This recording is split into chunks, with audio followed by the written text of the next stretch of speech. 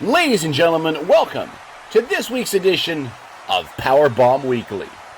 Before we preview tonight's show, let's take a moment and rejoice the return of Michael Burdett. I'm back, and I'm better than ever.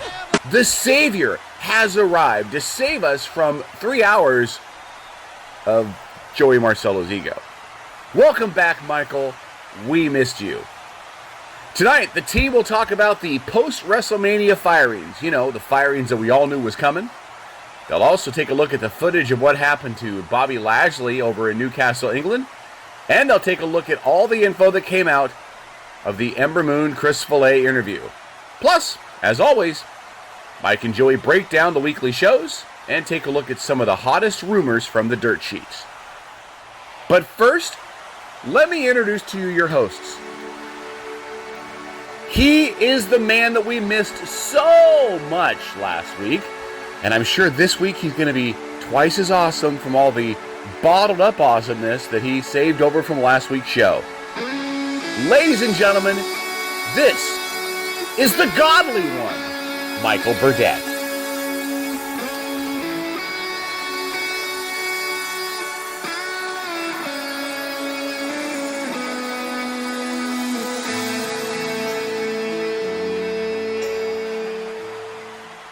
And his co-host.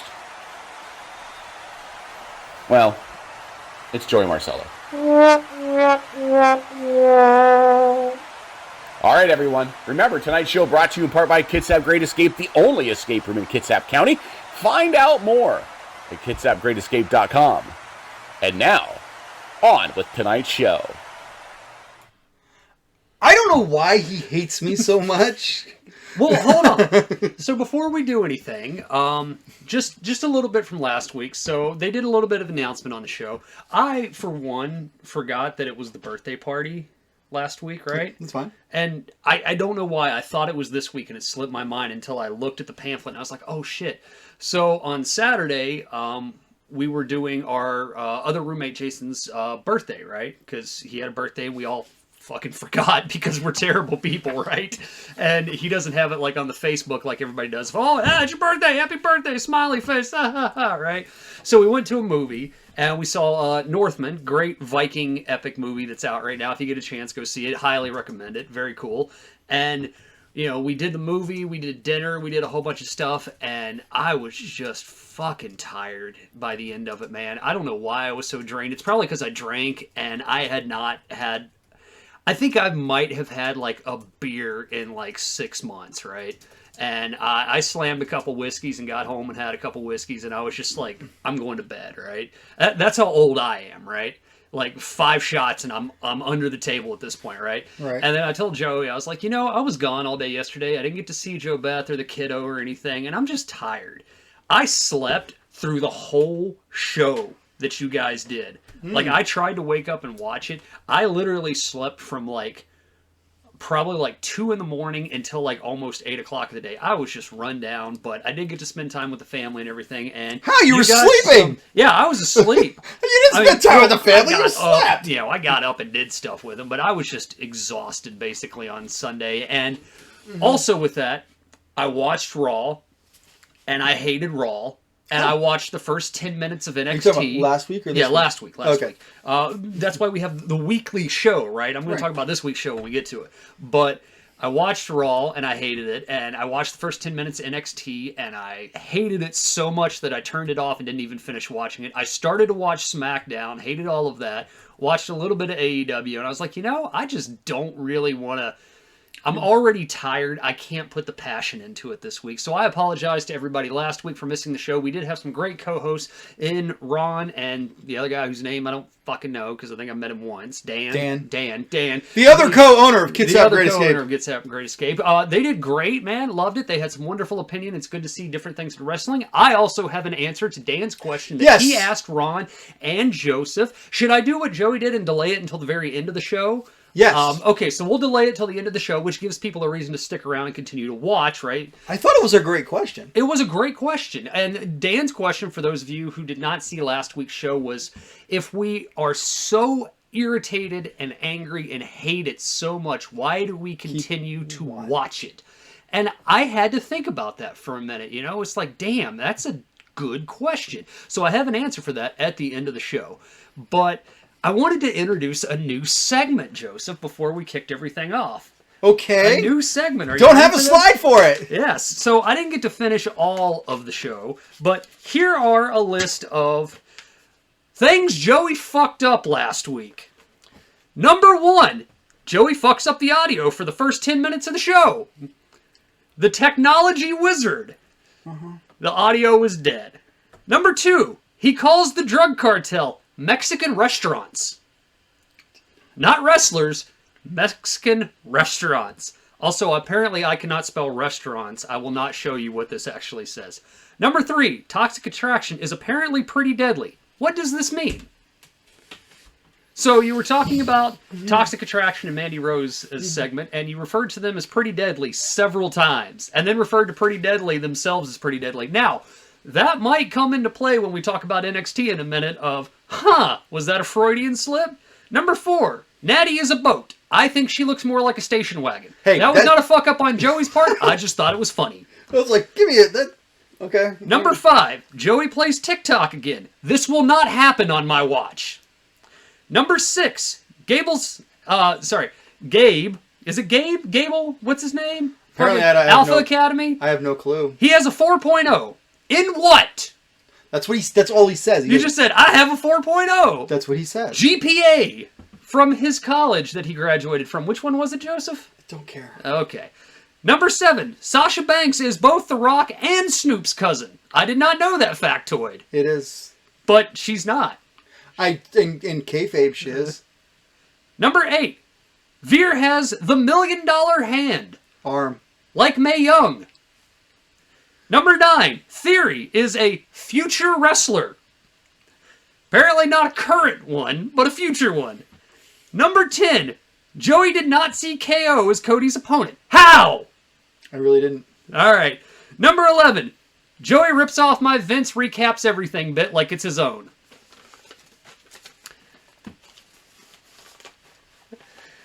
I didn't get to finish the rest of the show, so I'm sorry, but I took notes on our own show. I didn't actually take notes on the wrestling show that we're supposed to recap, yes.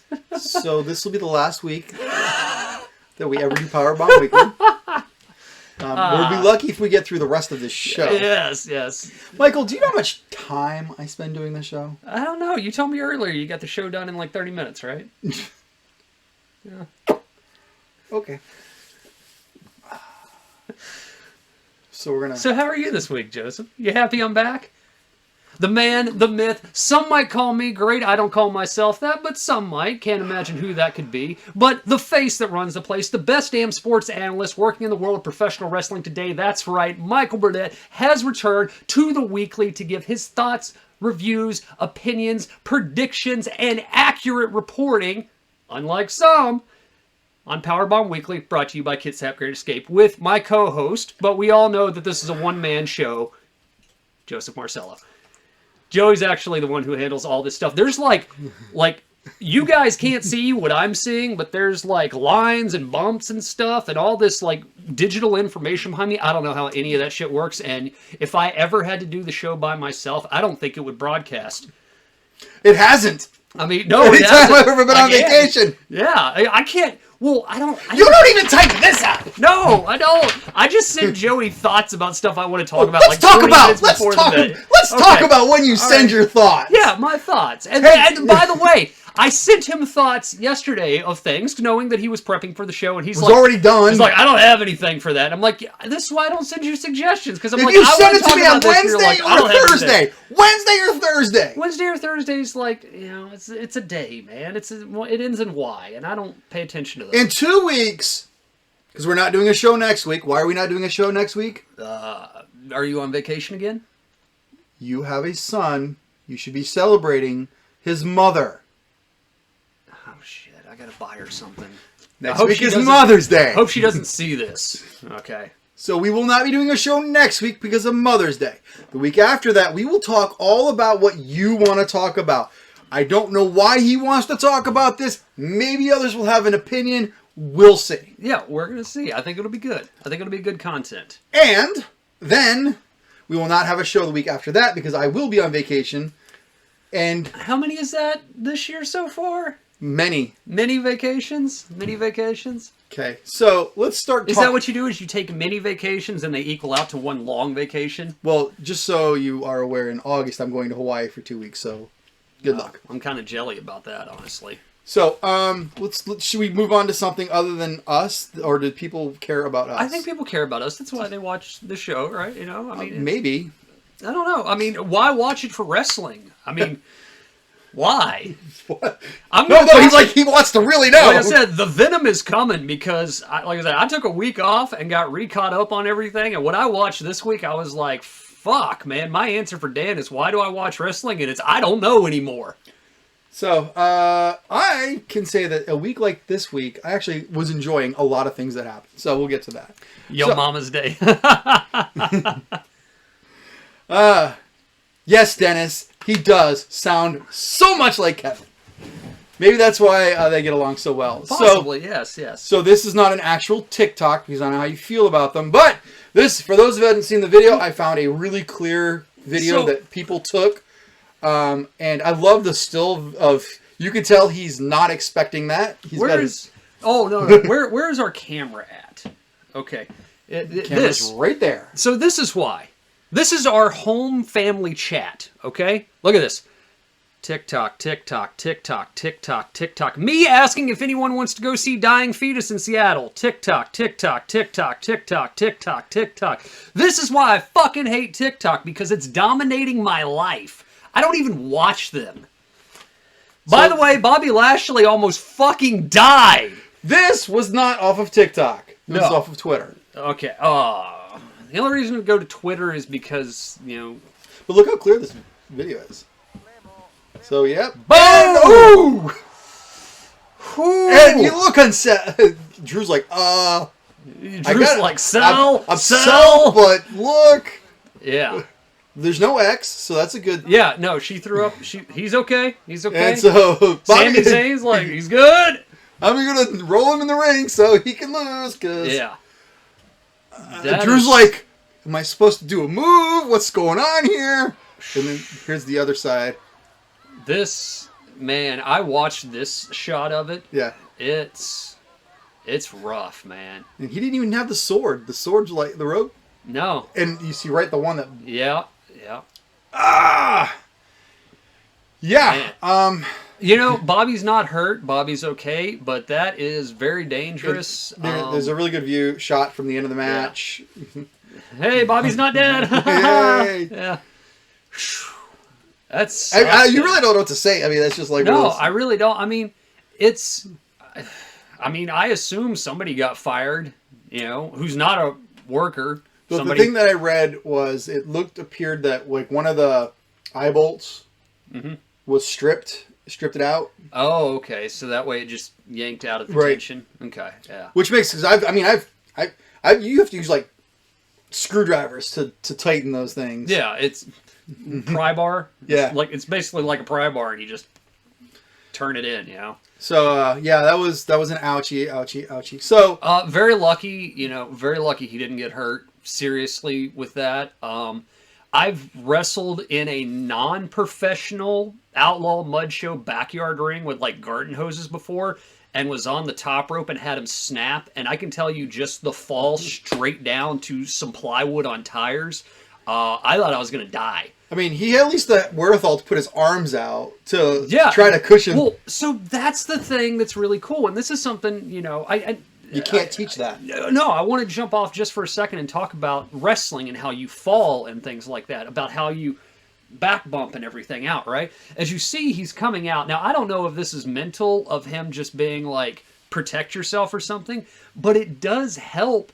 These basic ground foundations of how to fall gives you a great awareness of when something unexpected like this happens, of how to take a fall in an unnatural circumstances, not just a wrestling ring of somebody slamming you or putting you down somewhere, but if I fall, you know, I have to fall a certain way. There's a lot of martial arts and things like that that teach you your basic start of martial arts is stance. A lot of times it's horse stance, and then how to fall and roll into things, because if guys just dump you a certain way, you dislocate your shoulder. And that's what they're there to do. They're there to hurt you, to stop you from getting back up in a conflict. Learning how to fall so you can roll through to something or flat out and, you know, protect your head and stuff so that way you don't smack your head straight back and knock yourself out is very important. It's a great base. Bobby is a natural athlete. He is a celebrated athlete for the achievements that he's won. And this is a great thing that shows, you know, he's flattening out, going, hey, I don't know where I'm going, but I'm protecting myself. And good. You also got Sammy just kind of like... Oh, yeah. I love Sammy's look where he's just like, oh! You're like, he's dead. Yeah. So, and maybe we're giving Bobby too much credit to that, but it really does look like he's trying to flatten out. Like, if I go straight back, I'm going to crack my skull open. So this was some contention. So this next slide is called the baseball slide, and he almost made me quit the show last night because of this. He sent me a thing he sent me the breakdown, and I saw baseball / nice stuff, and I was like, this better not be a TikTok. It's not a TikTok. All right. So since baseball season's recently just started, Yeah, good luck, Mariners. I thought I'd, you know, I found a picture of Randy Savage back in the day with his father, back when he played. And no, that's Elias, right? Ezekiel. No, that's Ezekiel and his dad, Azariah. Oh, yeah. And then since you've mentioned it about 1 billion times, I found his actual baseball picture. Now, that's something that's really interesting because... Oh, it's an interesting slide now. Well, no. Yes, it is an interesting slide because it's not via... Did you get this from TikTok by chance and just freeze frame it? No. Because then I'm going to hate it. Okay, No. all right, good. Look at how big that motherfucker is now. My God. Look at him. Yep. I mean, that's a girthy human being. Yeah, there's actually nothing on this show from TikTok. Oh, thank you. I got rid of the raw thing, the little video, because I thought it was, even though I think it's hilarious and our viewers enjoy it. But again, we are Powerbomb Weekly. We recap. What is the point of watching our 2+ hour show if somebody can go to TikTok and watch exactly what we say with little action figures in 45 seconds? Speaking of which, I got some new action figures. I see that. However, hold on. This is Biggie. And Kofi's about to... Kofi's about to come off on the new day. So, at the Just for Teen Friends sale, they actually had a bag of... it was a lot sale of CM Punks. There was 20 action figures of just CM Punk in this bag. Somebody was not happy with him, apparently. I almost bought it as a prank to give you, so you just have all the CM Punks. Nice. I just give him to Caden. It is amazing, and I did not verify, but I did see the movie on Disney Plus. I didn't watch it yet, but I was like, oh, okay, that's what he keeps talking about. Yeah. Like, and it was him and another guy that they brought over. Right, and they have an actor playing him. He's not playing himself, obviously. Yeah. John Hamm's in the movie, Mad Men, if anybody wants to check it out. I'm not plugging it. Disney doesn't give us any money. In fact, they take mine every fucking month for Disney Plus. And they did, but you got to watch The Inhumans, so it's a plus. Like I said, all the Netflix stuff is there. I'm trying to watch Moon Knight. It's great. like I really like it, and you feel it would be like straight in my wheelhouse of like Yeah, comic absolutely. book character, mental disorder, true thing, you know, all this stuff that's going on with it. But I just keep fucking falling asleep during it. I think it's like really starting to get boring. And what's sad is the last episode that I saw where they're in the mental facility and stuff, I was like, oh, they're doing Jeff Lemire's story from a couple years ago that was fucking awesome, right? Yeah, 100%. I was like nodding out hard on that shit. Now, Halo, on the other hand, on Paramount Plus, watch Halo. Halo is fucking dope, y'all. And this week on Great Things on TV that's not wrestling. On TV that's not wrestling. If you get a chance, no, don't even get a chance. Just go out of your fucking way, get it, and watch Halo. It is one of the best interpretations and sci-fi shows that's on television right now. You know how I can tell it's been 2 weeks? How? Because you've dropped 20 F-bombs in 20 minutes. We've been on the air for I'm falling behind. I gotta pick it up. We've only been on the air for 21 minutes now, and you've at least 20 F-bombs. No, I got a minute in. Fuck. Anyway, so... we have a slide. I know we do, and I need to put one just in the corner at all times. So some cool things did happen this week, last week.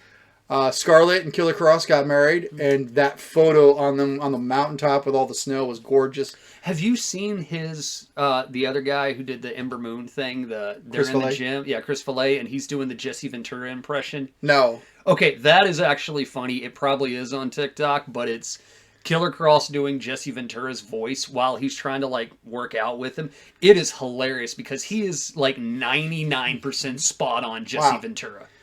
And then the Wyatt family did get a chance to reunite.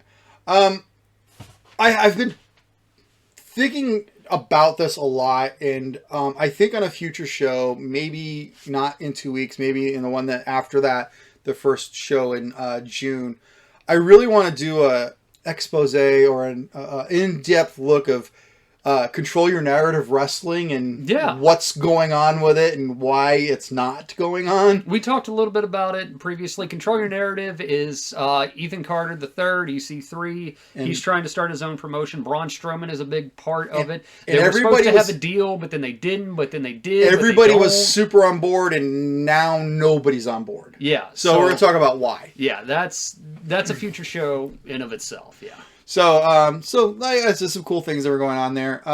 Also, some... I'm not your Sting, I'm my brother Stang!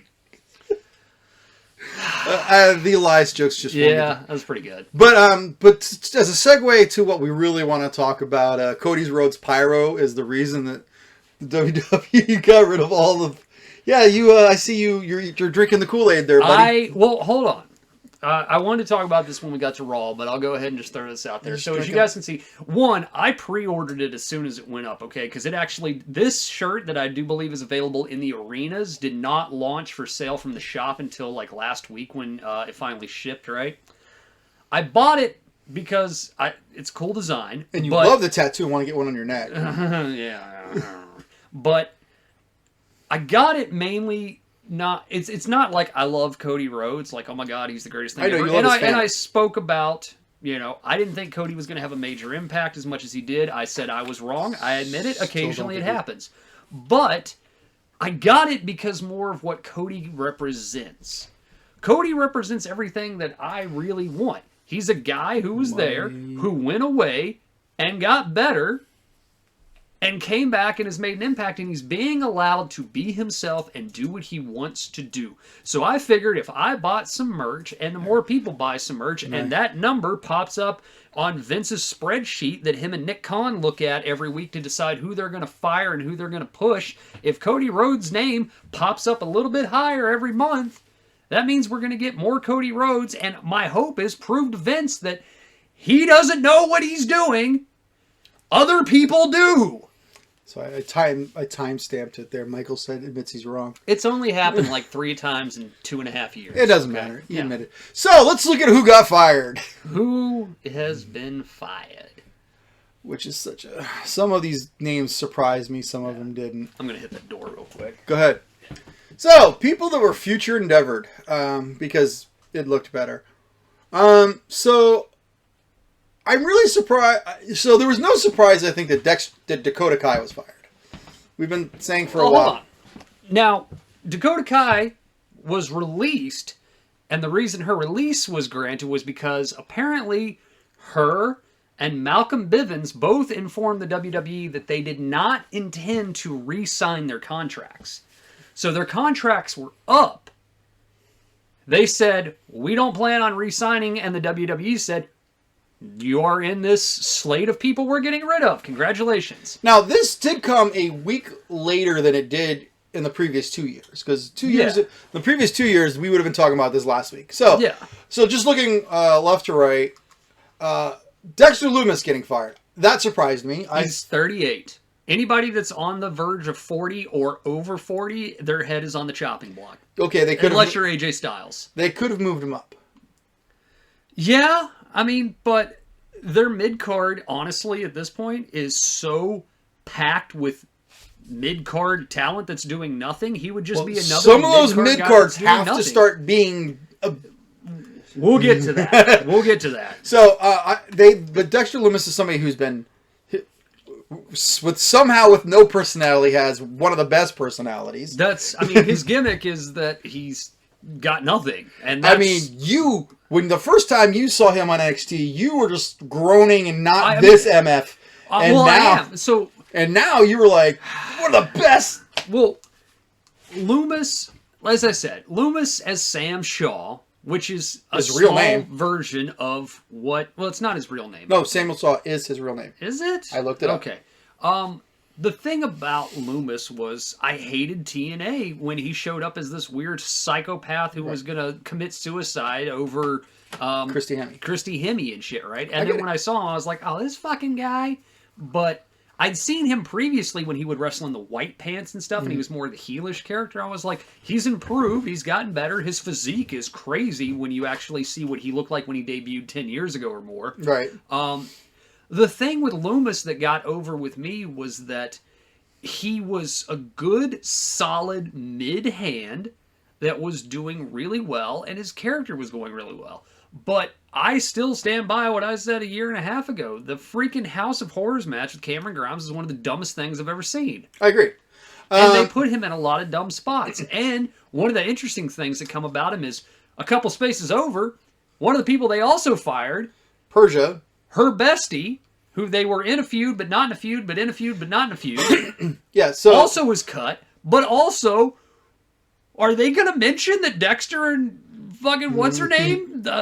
Can't close her mouth, Indy Hartwell, Persia, whatever her name is. So are they divorced? Her on-screen husband's gone. Yes. Her best friend is gone. So is Indy and Duke now going to be a thing? I don't know. Also with that, this bitch was just on Tuesday's show to be fired Friday. 4 of those people you are looking at the first 4 were on the show. Okay, Dakota Kai, I hate her. She sucks. Pretty girl, kind of. Hook nose, fucking witch-looking bitch. But just you know never took off. She's been there forever. The reason she didn't go up to the main roster was largely due to the fact of... She couldn't wrestle. Yes, that's my opinion. I mean, they were behind her 1,000%, but... She couldn't wrestle.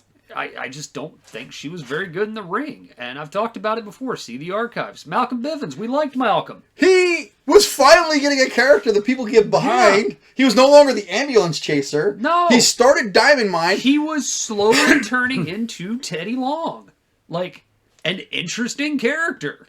And then the crazy part is, as we were talking about on NXT, is Diamond Mine imploding, and then he's just giving all that face in the background, like he knew something they didn't know. Maybe he didn't know he was going to get fired the next thing. No, I think he knew, because he, as I said, he told them that he planned on leaving. I guess him and Dakota Kai are going to be doing something in the future. I don't know. He's supposed to be doing some kind of stand-up comedy.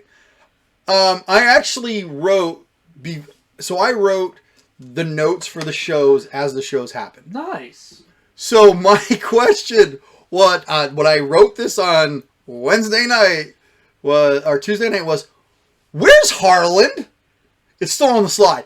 Now we know where Harland is. Because Harland has not been shown for 3 weeks with the whole Gacy going full psycho. Gacy basically adopted Harland's demeanor. Well, not only that, but look at the storyline of Harland, skip a person over, Draco Malfoy there, because remember, Gacy apparently don't fucking work with John Wayne Gacy in NXT because he is just a taint that will get you fired. Because Harlan, his protege, and the guy that he was lusting after, they're gone.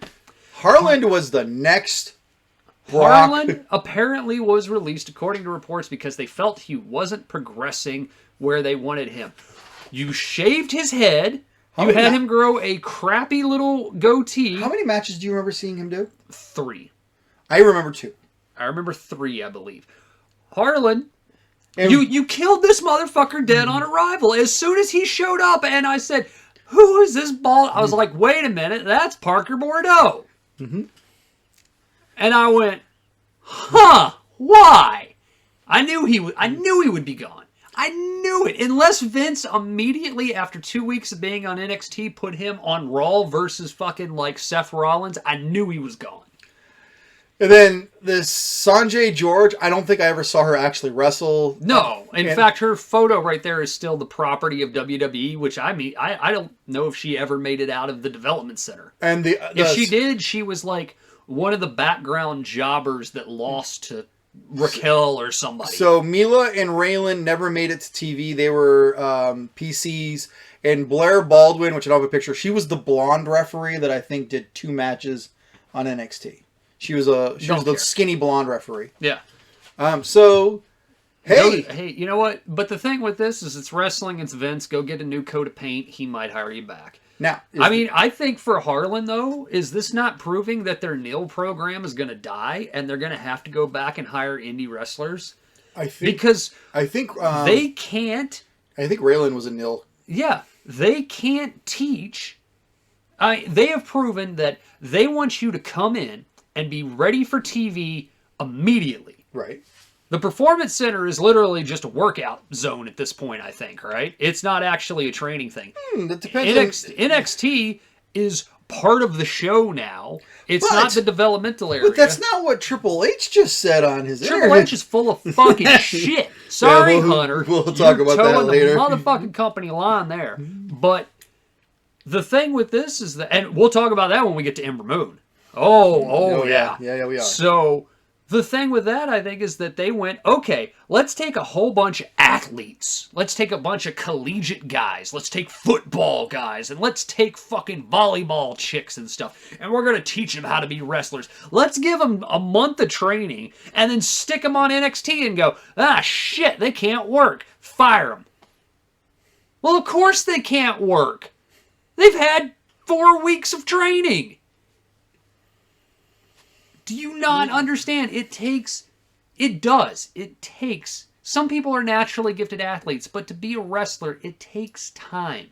Plus, you have to cultivate in the minds of the audience what these people are. So when they have name changes and random off-character changes and all this other bullshit that we're going to talk about here in a minute, it dilutes the viewer's value of these people, which dilutes their own stock, and you have to sit back and go, well, we're got to get rid of them because of this reason. Well, of course you're going to get rid of them because of that reason, because you're the ones who did it! This is dumb. Yeah. This is, I mean, aside from Dakota Kai, sorry, still not a fan, and Persia, never really cared at all. Persia was getting better, but Draco Malfoy, as you like to call him, as I said, he was a solid wrestler. As I said, he was when I saw his name, I knew after watching the Zion Quinn match from a couple weeks ago that we commented on, check the archives, where I was like, I don't know if I've ever seen a deader crowd and a more boring match for 2 guys who look like they should be WWE superstars and had a decent TV match. Nobody cared. I knew watching that when I saw his name, I was like, okay, that makes sense. I was like, he's just fucking bland. All right, so my question to you is, are we gonna see more? Yes, absolutely. We're gonna see more. Some. By the way, budget cuts. Fuck off. Budget cuts. You know, we're gonna cut you for the budget costs. That's fine. You know what? That's fine, because I will go to Tony Khan, who will give me 3 times the amount of money that you will for being here, which is 0. So 3 times 0 is still 0. That means I'll work for free, Tony Khan, and I'll still get you more viewers than the Le Champion. All right. So, what else happened this week that was important? Oh, somebody... celebrated their 20 years. 20 years, I believe, almost to the day. Yeah, wasn't it? 24th. Almost to the day.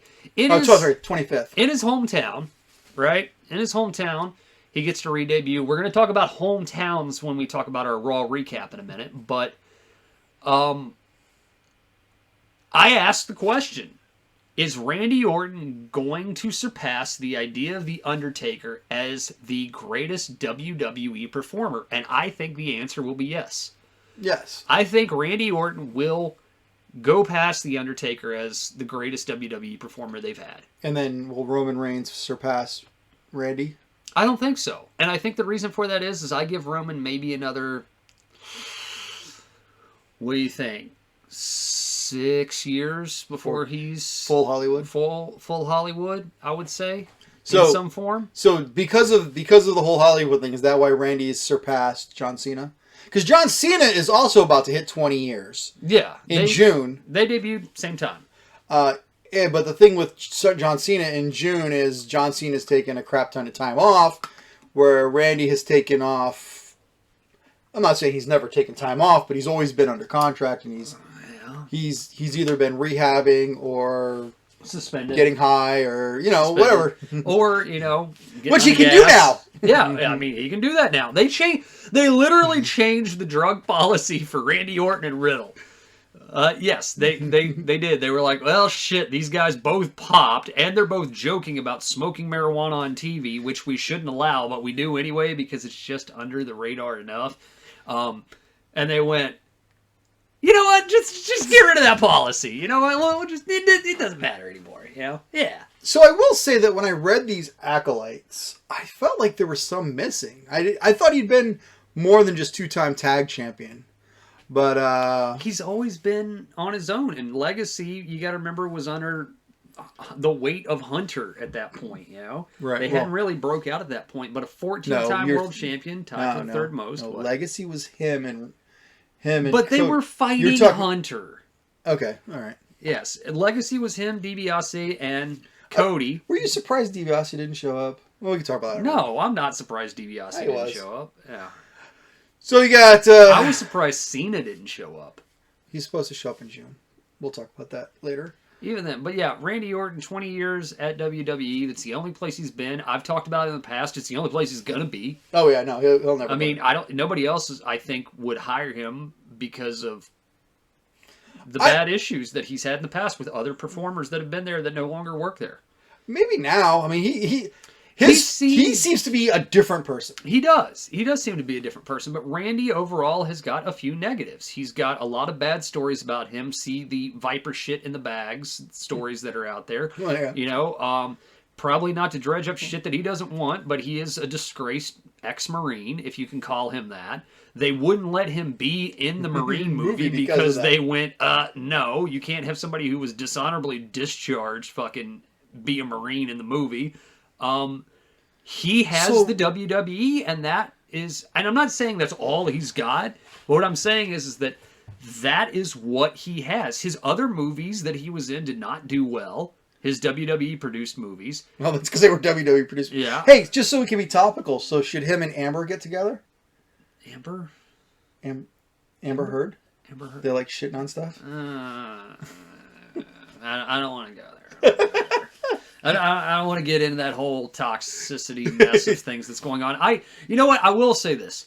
I do check up on it, and I don't really care about the he said, she said bullshit, as Limp Bizkit likes to say, but I'm interested in that particular case, topical, just for the reason of what it means of she wrote an article where she didn't name him, but it would heavily implied, and clearly with everything that she's presented, that's the thing that's hurting her, is all the evidence she's presenting about Johnny Depp being a piece of shit is basically saying, I wrote this article about him, which goes to prove Depp's case of defamation against him. But I'm interested in it because what does that mean going forward for people who want to write, articles and open-ended pieces about stuff? Like if you want to write one on Randy Orton. Yeah, well, even then. Let's say I wrote an expose about, I don't know, a business I worked in, right? And I wanted to expose things, but I didn't want to name the owner of the business or, I wrote to Kitsap son or something, and I was like, hey, I worked here, all of this shit happened. I don't want to say who or what, but I'm going to heavily imply that it was. Does that open me up to liability for saying about that? That's the only reason I'm interested in that case at all. I don't give a fuck what these two rich motherfuckers did to each other. They can fucking finger bang, slice each other, shit on each other, whatever they want to do, all they want. That's their fucking life. Don't care. Sorry about that. Yeah. What else you want to say about Randy? We lost a viewer because of you. Oh, I'm not surprised. It's probably because we started talking about, fucking... It was either your wife or my son. Yeah. Anyway. Whatever. Yeah. Anyway, whatever. That's because on the reason I wonder is on our show we talk about things. Does that open us up to some type of liability, or because we put our disclaimer at the front that say this is for entertainment purposes, not for educational purposes? We have a disclaimer. Yes, we have a disclaimer. We have a disclaimer. Okay. So, do you think? So the one thing on here, that youngest world heavyweight champion. I thought that was Brock, but I think he beat him because Randy won it at what, 20? 23, 24? I thought Brock was I thought he won it at 20. I might be wrong. I might be wrong. He might have won it at 24. My question is, will Theory break that? No. Theory will not break that. How old is Gable Steveson? Oh. I'll look that up in a second. Here, you do one, I'll do the other, okay? We're going to change off. And this is the part of the show where the viewers get to watch us play on the interwebs. Well, we can still... So he was 24. Okay, he was 24. Okay. Gable Steveson is 21 years old. My theory is by 20... When was he? He was born May 31st. Okay, so by 22, he will be the youngest world heavyweight champion, I imagine. Yes, because if anybody can dethrone the head of the table at this point, it's going to have to be this fucking guy. Can't be Austin Theory. Austin Theory's 24 already. All right, but that's in August. It's in August, which means we have SummerSlam. Well, no, he's already 24. He turns 25 in August. But if he wins it at SummerSlam, he will tie Randy Orton. This is true. Okay. So yeah, Gable Steveson will be the youngest heavyweight champion. How old was Brock when he won it? That's a good question. I swore I thought Brock was the youngest. I don't think so. I think he was old. How old was Brock Lesnar in 20,000? How old was Brock Lesnar when he won the WWE Championship? 25. Oh, okay. Missed it by a year. Missed it by a year. All right, so yeah, Randy Orton, greatest WWE superstar. I think he will take it over, in my opinion. So if you haven't watched this video, we're not going to play it for you. It was 14 minutes long. Mm-hmm. But man, there was a lot of... I know I keep calling Athena Ember Moon. That's because that's most people know. She had a lot to say. And I think that the thing that most people are talking about was the stuff that she talked about at the end, which is also on the screen there. But I don't want to talk about that first. I want to talk about the beginning part of this. Okay. I'm going to be a team player. I'm going to be a team player. You took Shotzi away. I found it. I guess since she doesn't work there anymore, there's nothing to lose. But she's like, I hate being in a tag team. I told them I don't want to be in a tag team. I don't want to be responsible for 3 other people. That's not me. And I was like, wow. For her to be able to actually admit, this mid-carder can admit, hey, I don't like this, but I'm going to do this. And then she told me to dye your hair. You're going back up. Dye your hair. You're going to go back up. And I think that, and the piece on here that I also, there was like 3 things that really stuck with me. The whole, I don't want to be part of a tag team. And then I am a tag team and you take away my tag team partner. And you don't even tell me I'm losing my tag team partner. I show up for tapings. I'm like, hey, where's Shotzi? Oh, she's on... You didn't see... Actually, no. She said she saw her on SmackDown. She didn't even know. What they said was that a producer came and told her that she was getting moved and Shotzi was going to SmackDown with Tegan Nox. And she was like, well, I'm happy for Shotzi. I'm happy for Tegan. I guess I kind of saw that coming because they were working dark matches, but I thought this was kind of like a thing and... whatever. And she also mentions the fact that the Raw and SmackDown writers would come down to NXT while this was happening, and they're like, we didn't know you guys were a tag team. And she's like, well, Yeah. you guys didn't know that we have merch with our names on it together? You guys didn't know that we had articles on WWE.com celebrating our championship win? Right. Well, like, you guys didn't know that we were a tag team. Okay. So that's an interesting thing. See, I think their champion's a black guy called Bobby Lashley. I don't really know, you know. Oh, we just hired this chick, and we just had to fire her because she just admitted on fucking the world radio that she doesn't know anything about our product. Maybe other people who work for the company don't know anything about your product either. And then it was really, you had to really listen to it and dissect it. But she was very sly about so basically when nobody knew what was going on with Triple H. Yes. Everything. They kayfabed the boys. Nobody knew that Hunter had a heart Issue. incident. And He had a massive fucking heart attack, okay? Let's just be real. He had a blockage in the aorta that is the Widowmaker, okay? I don't remember the name of that valve particularly, but wasn't it... Yeah. Didn't he finally come out and they talk about it, and it's like a complete rare anomaly for what actually happened with him, Right. and they were testing him for something else when they discovered it, and then they found out, hey, we need to bring you in, like, now. And then... But she was like, so nobody knew what was going on. All these people started showing up, and you can see what we were saying. We checked the archives, as you like to say. Yeah. We like, who's writing this? Does anybody know? Do they understand the product? And no, clearly they had no clue. Well, the answer to that question has become who's writing this. Vince is watching. The almighty owl of Sauron has turned on the owl. See, I about fucked up, but I caught myself. The eye. My own joke. Killed it. Sorry. Dead. In the water. Fish. You know, sleep with the fishes. Like fucking, what's his name? Tony D'Angelo. Tony D. Alright. But anyway, the point is that Vince is making executive decisions about the show. Pritchard is writing it with some other people.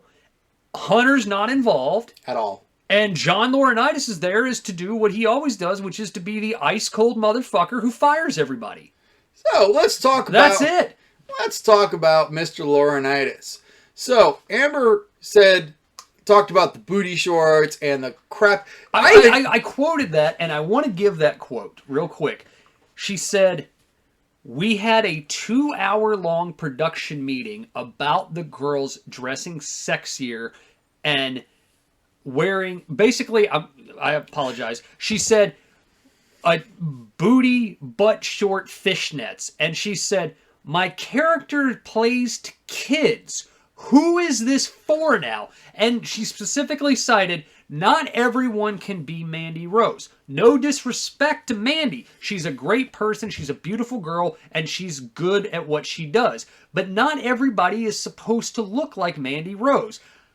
I want to talk about that when we get to NXT, because they sure as shit tried to make every chick on that show look like Mandy Rose. And didn't I say at the beginning, I'm like, is it just me or their outfits gotten skimpier? You did. You said the outfits are getting skimpier, and you also said you were like, is this they're back really to the 90s? kind of sexing it up for the teenage boy crowd now, aren't they? Right. So what I liked was, according to Frightful, and this was originally this was in the rumors, and then we found, because this rumor came out like the day after. So according to Frightful, women were told to dress sexier. This was held under the guise of fashion consulting, and it was John Laurinaitis. Of course it was. Of course it was John Laurinaitis, because he's a fucking pedophile, probably. And even to the point they want them to dress sexier backstage where nobody can see them. Yeah. And why? Okay, when I was in my early 20s, or mid-20s, early 30s, and I was watching the Attitude Era, I'm like, yeah, puppies, all that, yeah, you know, because I was young. Well, but now, we've moved on from that. This is the thing, okay? And I want to talk about this. We can't go back. Well, let me put it like this, okay? And maybe this will make sense. It does in my head. It might not to the viewers. It might not to people, okay? There's nothing wrong with dressing sexy. No, not at all. There's nothing wrong with dressing sexy for your job. Okay? Not at all. And it doesn't matter what your physical appearance is when I say that, despite what I might like, what he might like, what others might like, okay? There's nothing wrong with that. That's why the difference is that's why thirst traps on TikTok are so popular. Don't talk about fucking TikTok in front of me. The reason for this is what I'm trying to get to is there's a difference between dressing sexy and being told you have to dress sexy. And when you see the amount of people that are being let go who have pushed back against this, that right there is sexism problem. And we've talked about this before on the show. We've talked about other things, like this particular incident. I like sexy women. I do too. I like when women dress sexy. But they don't have to dress sexy for me because I want them to. They should. That's the point of female empowerment. They should choose to want to dress sexy. I might not like some of the things that some of the people wear. But that doesn't mean that they don't have the right to. What they don't have the right is to be told that they have to do it when they're backstage. True. That's the difference. That's why you have fucking lawsuits, Vince, for this shit. Like, and Laurinaitis wasn't the creepy one. It was the other guy. No, Laurinaitis is pretty fucking creepy, according to people. It was the and other guy. Kevin Dunn is pretty fucking creepy, too. And I imagine Kevin Dunn is part of this stuff, too, which is why everybody looks like a fucking lingerie model. Again, like Amber said, Ember, Athena, whatever her fucking name is. No disrespect to Mandy Rose. Mandy Rose looked fucking hot on NXT this week, okay? But she legit looked like a 1980s pinup model on the car of a Lamborghini from Miami Vice, okay? Okay. Nothing wrong with that. Nothing wrong with her wanting to dress like that if that's her choice. But the presentation of that is, again, it's not for kids anymore, okay? It's not. And if she's being told she has to look like that to be on TV, that's a problem, guys. One of the other things that Ember Moon talked about was that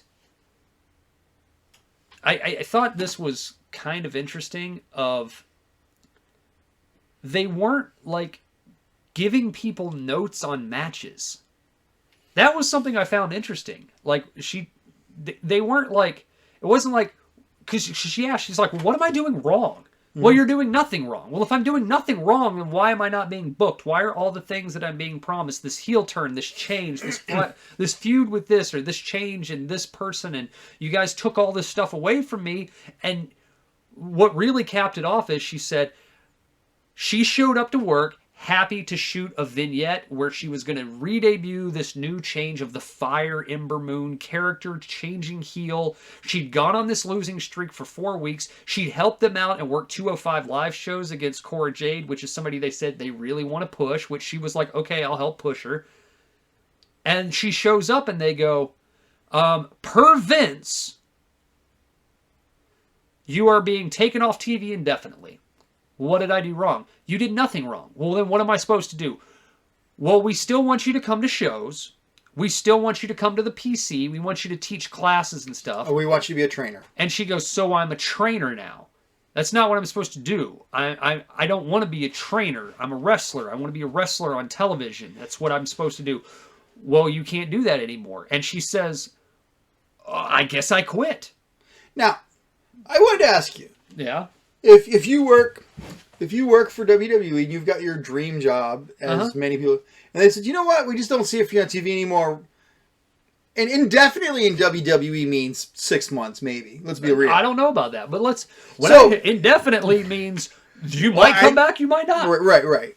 Now, but hey, we want you to be a trainer and help the youth. Okay. Is it bad for her to say, no, I don't want to train the youth. I want my time. I want Athena time. Or, I mean, is it not good to be a team player, help the youth, and then, I mean, Natalie has been there for 30 years, and granted her name, she will never go anywhere else. Yeah, she's 10. But you know, she's having more of a resurgence now after helping the youth. I'll ask you a question with that. Well, she didn't help. I mean, okay, all right. I'll ask you that question. Well, that right there, that picture is being clearly painted on SmackDown right now, okay? So, I mean, without spoiling the show, we have a character who got just that treatment, and you see what he's doing right now. So yeah, each week I talk about Matt Cordone and fucking bleeding all over the bingo hall in front of 50 people for, $200, so that way he can carry around another belt, right? And I'm like, I think I'd rather take the $150K. I'll comment that and say, the 24/7 champion is on television. A trainer is not. There's a difference there. Small difference in that fact of cashing that paycheck. But I think realistically, she can sit back and say, I've made some money.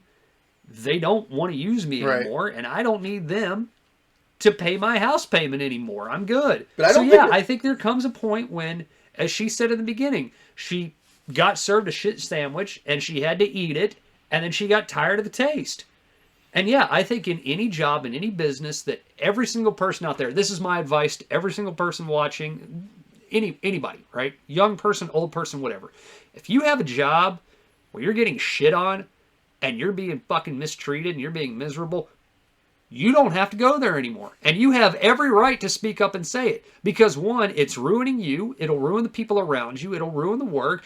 And you could, even if you are not financially set to a certain point to be able to say, screw this job, I quit, fucking quit. Because there's no point in being miserable for the next 30 years of your life in a job that you hate.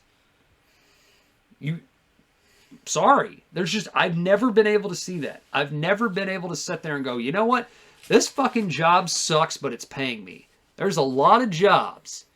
There's a lot of people who will hire. And if you have problems trying to find that, go back to school. Re-educate. Pick up a new trade. Do something, whatever. Live your dream. Go be a fucking TikToker influencer if you want to at that point. But don't be miserable, because all that does is that turns you into just a nasty, twisted, rotten mess of a human being like Honky Tonk Man. Don't be Honky Tonk Man. So I will say that, an hour into the show right now, and I do appreciate you being back, because I don't have to do all the talking, and my throat feels so much better than it did last week. All right, so we got 1 hour down. We're ready to start our second hour here, and we're going to talk about all the wonderful things that happened in the wrestling week this week. Now, before we start, I will say that I actually enjoyed wrestling this week. I thought there were a lot of good things that happened. I thought that we finally started storylines in a lot of our programming. Now, I'm not saying I enjoyed everything. I'm not saying everything was amazing. But I was actually... The wrestling this week, for the most part, was good. Okay, so for the wrestling. You know what? I'm glad I am back, so that way I can tell you how you're completely wrong. But also, this is the point of the show. We have a discussion. We have different points of views. We have different lives. We have different whatever. But if you can see something that I don't see, maybe you can bring highlight to that, and I can say, oh, you know what? I missed that. I can go back and reanalyze that. Or I can say, nah, brah, you missed this because you were looking the wrong direction. You go, oh yeah, maybe I was. That's the back and forth. And we always start with the worst show of the week, which is generally NXT. I can't fucking watch NXT again. I cannot watch it. I started this show because the Peacock fucking, for some reason, this is what I don't understand. You had a perfectly fine working fucking program, okay? Again. Your app worked great. I got NXT airs Tuesday. I got that shit Wednesday. I don't get fucking NXT until Friday almost now for some reason, okay? On the Hulu. No, on the Peacock. Oh. The Peacock is shit, okay? For WWE content. Can you get Hulu earlier? That's the fucked up part, is it airs on Hulu earlier than it does on the Peacock. Now with that, I'm not going to watch the show on Hulu because I do believe Hulu cuts a little bit of time out. But this show was an hour and 35 minutes. I felt like I watched this for 4 fucking hours. So I literally started this shit at 5 o'clock, and I think by 9 o'clock at night I was still watching it, and I had not pressed pause at all. Now, fucking sucked. When I said there was some good wrestling and some good stories, this was not the show. This was not really one of them. What he's talking about is AEW. And a little bit of Raw and SmackDown. Now, they announced the women's breakout star tournament that's going to happen. Oh my God. And we're going to go over... Do we have slides? We do have slides. Oh, thank God, because I could not remember these bitches at all, other than the fact that they are stereotypical characters. Right. We have a sexy secretary. We have a young upstart, and then we also have. It'll be in the slide. Yeah. So I have a slide for each girl. Everyone's with their stats. Everyone is a character, and now everyone is a one was the sister, super character. The sister, the sister, the family girl, the sister. Oh yeah. One was So we started immediately with Nikita and Lash Legend. Pause. What we start on is Nikita Lyons' asshole, and then the camera pans around to her vagina. And then pans up her open pants section, pans over to her titties, and then pans up to her face and pulls back as she walks through the curtains, and they go, up next, Nikita Lyons. That's how the show started. Ember Moon was right. Fuck you, Laurinaitis. Fuck you, Kevin Dunn. And fuck you, Vince McMahon. If I want to watch porn, I'm going to watch porn. Nikita Lyons is a good-looking lady. She's not exactly my cup of tea because of the size limit that I have placed upon people to ride this ride, but you know what? She is a damn good-looking woman. I did not need to start the show off with her taint in my face. In that nasty green color, too. And that proved to me that is the only thing that they can focus on. Now, she gets in the ring. Full entrance. Lash Legend. Nothing. Lash Legend deserved nothing. Nothing. She got nothing in this. She got exactly what she deserved. This was a fucking horrible match. Legend. There was a spot. Give it up. There was a spot. Give up on Legend. I shit you not. Did you catch this? There was a spot where they were in the ground and pound position. And I don't know who it was. But you can hear it in the audio. One of them goes, all right, you ready? Yes, I caught that. And I went, what the fuck? You have a multi-million-dollar production company and somebody can't go, shit, dump the audio real quick. You intersplice fake fan footage reactions on SmackDown to get people over, but you couldn't dump the audio for 4 seconds when one of the wrestlers clearly says to the other one, we're about to do the spot. Are you ready to do the spot? And it was Nikita Lyons because she knew Lash Legend knew nothing about where she was at in the ring. Lash Legends is a failed experiment. She needs to But stop. she's going to get Natty to help her. God, I hated this fucking match. There was a part... We didn't even get the split pin. There was a part where she waylaid. And this is the thing with Nikita Lyons. Right? I hate that so much. Oh, God. I hate her character. Everything about her character. There was a part where Lash hits her and knocks her out of the ring. And Nikita just is like, what the fuck was that? Like, this chick just waylaid the absolute shit out of me. And Nikita's like, I have been here for 4 months and I can work better than you. And I have to work with this chick? Was this match? Let me check my notes. Oh, God. Was this the match that got dumped when her boob popped out? I don't remember. I don't care about that. Again, if I don't care about seeing the internals of her orifice, I don't care if her titty popped out. Yeah, no. I mean, there was one, but the match was like the audio. I think it was this one. Yeah, I think it was. But either way, the point is, this match was terrible. Nikita Lyons deserves better, and she's only been there for a cup of coffee, but my God, that girl is a star. In the same way we talk about Jade Cargill as somebody who looks important, who kind of gets it, who has tools to do good things, and the crowd's behind her already, despite everything that they packaged on top of her of being a rocker, rapper, homegirl, fucking ninja assassin, fucking...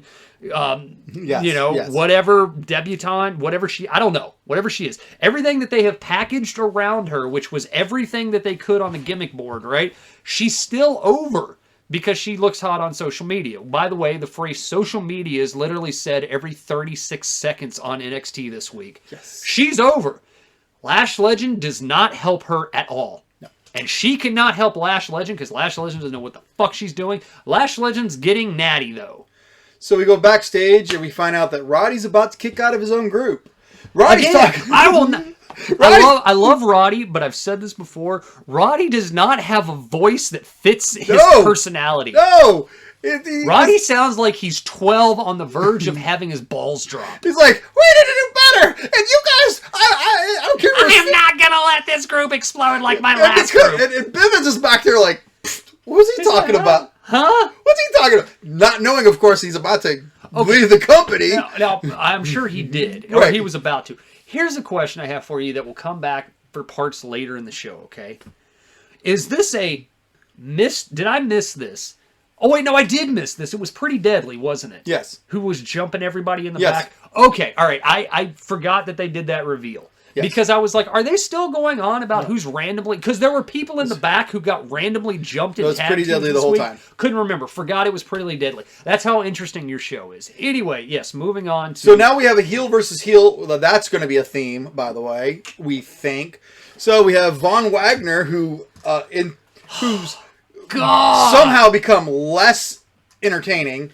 It's Von Wagner's world, and we're just living in it. That's a horrible catchphrase for anyone. And we have Tony D'Angelo. So I watched Tony D'Angelo's match very, very, very carefully. Because I was like, can this guy even wrestle? He can't. No! He does punches, kicks, and suplexes. He is the modern day Taz. What's he supposed to do? But unfortunately, Taz was a better suplex. Do you think he's going to be doing fucking hook and runners and shit? What do you think Tony D's going to do? A leg drop? No. A hip toss? Something? Why? Why does he have to? No, I will counter that. Tony D can wrestle, and I'll tell you why he can wrestle. Because when he grabs a motherfucker, he grabs them properly. Okay, yeah, and knows how to move and position them Okay, because you're right. he's a natural athlete. Because he is, as I fucked up, the NAACP fucking athlete. But- NCAA. He wrestled. Was he? He was collegiate at least. I don't know if he was NCAA. Anyway, Tony D is actually a good wrestler. All right, he's wrong. But Tony D as a presentation is awful. He said once again that Santos is going to sleep with the fishes. Know what I'm saying? Paisan! But he hasn't murdered anyone yet. By the way, the fish on the car From last week. from last week is a reference to the goddamn Godfather, which I said I didn't care about anyway, that they did end up doing anyway, because that's when he sends the fish to the motion production, the motion picture producer guy to hire his kid. So now we got... Fuck me. We're making it look like Tony's going to turn face, but we'll get back to that later. Oh, and by the way, I think the blonde chick who Von Wagner wants to stick his dick in was shown in the back somewhere. Yeah, she was. Again, she has no name. Well, she's Why is Robert Stone there? Mr. Stone. Why? I don't care. Mr. Stone. He's now Mr. Stone. Why is he there?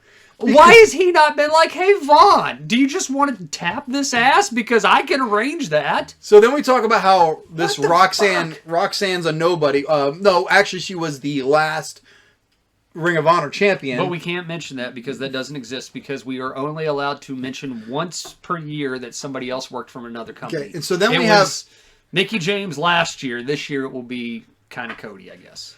So then we have this new guy from NXT that came over. NXT UK. It was fucking Seth Rollins' buddy. Yeah. So he comes over and now They false booked his debut. Yes. Pause. Let me say that again for the people at home. For over a week plus on the website, on the social media, because we have to say social media every 36 seconds on the show this week, okay? But we're not allowed to say TikTok. We're not allowed. No. You know, we're just going to exercise tick and talk from our vocabulary forever. 3 TikToks next week. Not happening. I said I will not let that happen on my watch again. You're going to have to get Ron and Dan back here, okay? This is the thing. They false booked his debut. Let that set in. Let it set in for a minute, Joseph. Let it permeate. Let it dip down. Okay. Dip down low. It's They there. false booked his debut. Why did they false book his debut? So he could re-debut next week. You're not bitter at all about this, are you? This show sucked. I hated every second of this show. So I can truly say I hated every moment of the show. So Chase U comes to his Defense. defense. So Chase U are good guys now? I guess so. Why? Because they're kind of over. For some reason, They are over. Why do they listen to the fans when they don't need to? The fans were cheering Chase U, so now Chase U are baby faces, which make no sense because the whole point of Chase U was that he was a douchebag. He doesn't swear anymore. He doesn't curse anymore. And now He doesn't abuse his students anymore. he has his catchphrase that's over. This is a teachable moment. So they just killed fucking Seth Rollins' protege by sticking him with Chase U so that way he could get chased off by fucking whoever the fuck it was. So now we have Katana and Caden. Why did one have to change her name but the other one didn't? Why did you hire Casey Catanzaro to be Casey Catanzaro, America's sweetheart, the first person to make it, the first woman to make it up the warp wall on Ninja Warrior, first person to go so far, first person to have a Reebok, fucking all this other stuff like that she did. And she has a new name. But Caden Carter doesn't, because I guess they owned the name Caden Carter and Casey Catanzaro they didn't, and they needed to have it, so they named her Katana? Katana Chance. They couldn't name her Katie? Katana Chance. Katana Chance. And she's just like, happy to be here, everybody. And they had a match against a chick, the Brazilian chicks, right? Valentina and Yulisa, which was a great match. I actually have my notes. Arriba, this is a good match. So, I will say this. That was a decent match. The only thing that took away from it was the one girl who was doing the... No, yeah, okay. The wrestling was okay. This thing. Yes.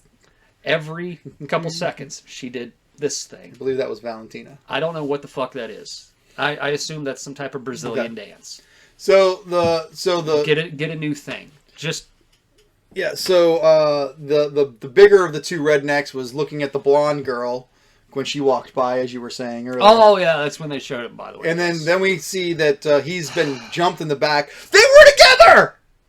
It's not like he wandered off to go see the girl. They were together. They did a hype promo in the back with the rednecks and Fallon, who just joined the PC, even though she's already on television, and is a better worker than most of the people that I've seen so far coming out of this. I'm sure she's going to get fucking featured Endeavor because she can actually work. They were stereotypes. They were just redneck stereotype characters. Yes, but like they. But the big one gets jumped for no reason. But hold on. He's laying in the back. You were together. Why is he laying in the back and you don't have any idea what happened? Also, we know it was Von Wagner. This is what I don't understand. The drug cartel, the Mexican restaurants, as Joey called them, were heels. But now they're supposed to be fighting against fucking Tony D and his crew. Oh my God! Do you have the thing? Do you have the slide in here for the fucking new people that he introduced? Do you have? No, you don't. So he introduces Nikki Two Doms Tortorella. I wrote it down on my notes. But and then somebody else who was named like Jimmy John Jivit Jav Jibbada. I wrote it down on my notes. I died laughing, not in a good way. The best part is they fucked up the subtitles, so I couldn't get the names accurate, and I wasn't about to back this shit up to actually see what he said. But one of the guys' names Burnwell. The blonde was Burnwell that got buried. So Tony D. 2 dimes and stacks. 2 dimes and stacks. Yes. What the fuck?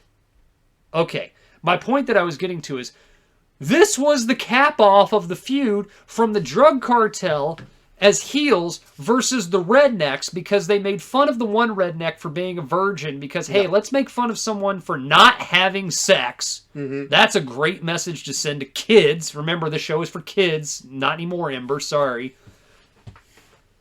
But they cap it off by having a 3, 2.5, whatever, on 2 intergender mixed match where they cheat and they win, but they're supposed to be turning babyface because the crowd's cheering them. And then so they got jumped by the mafia. Fight the Italian mafia, who the crowd is also cheering as babyfaces, but they're supposed to be the heels. What the fuck? Santos earlier in the show, hits Tony D in the knee with a pipe bar, which causes him to lose the Von Wagner match. But then Tony D is just walking around backstage introducing Nikki Two Doms and Tommy Machine Gun. Stacks. So Horrible show. By the way, Yeah. it has taken me way too long to come to this realization. Elektra Lopez is hot. It has taken you too long to come to that realization. She is hot. And she can wrestle. She's not bad. Like I remember her doing with Ivy. Why did Ivy not get fired? As soon as her and Fallon got in a fight and they went over the barrier into the back and the announcer's like, nobody's going to be able to pull them two apart. I was like, well, this is where the redneck guy gets fucked by the double team. And that's what happened. Until Tony Dimes and Two Stacks showed up. Yeah. But the redneck still lost. So you had the babyface redneck virgins on a handicap situation match with interference from the rival cartel. Mm-hmm. They still lost. Why can we not get a babyface over? Well, we're going to find out who the babyface is because next week we're having a sit down. I'm not watching it. I can't watch NXT 2.0 anymore. I am like your dad at this point. I cannot watch this show. There is no redeemable quality in it at all whatsoever. There is no content on this show that is good. Raid! The Viking Raiders, unlike the, hey, Natty's going to show up for a couple weeks and kind of help out to get some, we're going to get a ratings bump and they're going to show the new people some stuff. No, the Viking Raiders have been demoted. So they were fucking demoted. By the way, the Viking Raiders, who haven't won a match in 6 months, everyone is afraid of in the back. And they fought... Oh, by the way, Solo Sakai and Trick Williams had an okay match. Just be a fucking Uso. I already said that before, okay? Stop telling me that he's a Street Fighter fucking underground champion from the island. There was nothing redeemable at that match. That's all they can say. That's literally all they can say about this guy is, oh, look, Solo Sakai threw a punch. He's a Street Fighter from the underground on the island. Oh, look, Solo Sakai threw a kick. He's a Street Fighter from the underground on the island. They refer to it as the land of Uso, too. Or something like that. Anyway, call him an Uso. So, Trick Williams... Trick Williams looked fine. Yeah. Yeah. Tony, didn't something happen at the end of this? Oh, that's right. There's a 3-way. Yeah. There's another fucking 3-way for this. So Eric and Ivor fought the two young black guys who... this is what I wanted to talk about, okay? Happy to be there. They are. Now, they had a promo before this because they were told they had to fight the Viking Raiders. By the way, the Viking Raiders showed up while Diamond Mine was imploding, okay? Because they have a match with them next week. Yeah. That was the point, is that Roddy was like, we're going to book you against the Viking Raiders. Again, I would have died laughing. I would have been like, these two fucking schmucks who haven't won a match in 5 months? We just beat 3 tag teams out of 4 in a single night. These guys can't win. They literally have been demoted back to NXT, okay? But they were over. Crowd liked them. Raid, right? Go watch The Northman. It was a fucking cool movie. They defeated these guys. These guys had a fine match. The reason I only want to talk about this was because these two guys showed up during their, the tag team breakout, whatever, elimination. Yep. I was like, damn, these two guys are all right. Yep. And then I watched this match with them, and I went, damn, these two guys are all right. Except for they had them do the Cool Runnings spot in the back. Word for word. Now, I can only imagine it's because they're black. That's the only thing that makes sense. Because the one guy, not the one who dresses like a superhero when he comes to the ring, right? Right. But the one looks like Shelton Benjamin, and the other one looks like R-Truth, right? So the one who looks like R-Truth is trying to hype up the one that is Shelton Benjamin, right? Reminds me of Carmelo and Trick Williams. I wish that but they're not street. Right. They're not hood like they are. They're not in the barbershop, They're over here doing their thing. They're in a room in the back, and there's a big, what do you call those big mirrors? Vanity mirrors? Vanity mirrors, right? And he's like, and it took me a second, because he's like, nah, man, you're tough. You got heart. You got soul. You're a badass who don't take nothing from nobody. And I was sitting there, and they kept doing it. And I was like, fuck me, why do I remember that line from somewhere? I was like, that's got to be a promo from back in the day. Like, who did this promo? And I'm trying to rack my brain. I was like, is this like a Luger Sting promo? And then I remembered, no! It's the spot from Cool Runnings, the movie about the Jamaican bobsled team, where the two guys are in there, where what's-his-name is talking to the guy, and he's like, you got heart, you got speed, you got power, you are a badass mother who don't take nothing from nobody. Say it with me. Yeah, I remember. Yeah. They just ripped it off. I didn't remember that was from Cool Runnings. It took me like a couple minutes, and I was like, why do I know this speech? These guys fought the Viking Raiders. It's a fine match for 4 minutes and 45 seconds. So then the longest match on this show was Von Wagner versus Tony D at 10 minutes and 2 seconds. So so Wade called her Roxy, which was like, oh, I get it, because Roxy was her name, but Roxy short for Roxanne. So the other two things that happened on the show that were of interest. You don't have that match on here. That match didn't happen. Yeah, it did. It didn't get reported as happening. Roxy versus Mandy Rose. Did it that was happen? the main event.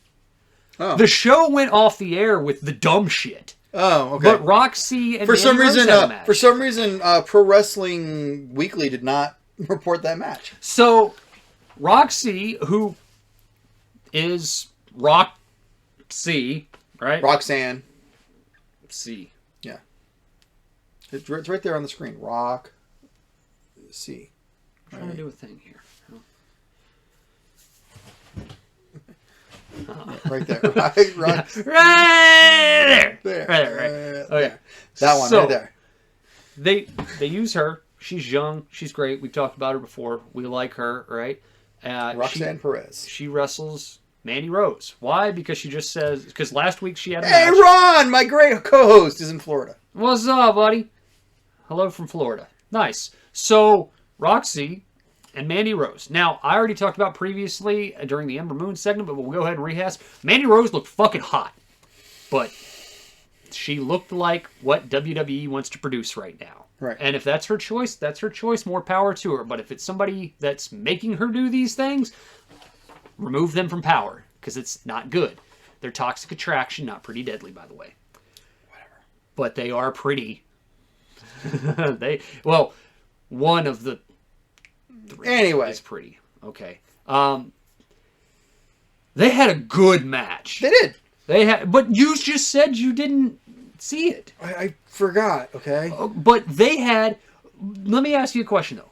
This was a good match. This was a new young person who they're trying to bring in who has a little bit of outside credibility, and this is great. Joseph, how do you build someone? If you have a heel stable, okay, where all three of them bitches is out there, right? Yeah. And Mandy's having some trouble beating the new upstart, right? Right. What should you do? You should let Roxy get the upper hand, and when she's about to win, then succumb again to the numbers. Yeah. Like, she broke through. She's gonna get it. Oh, damn it.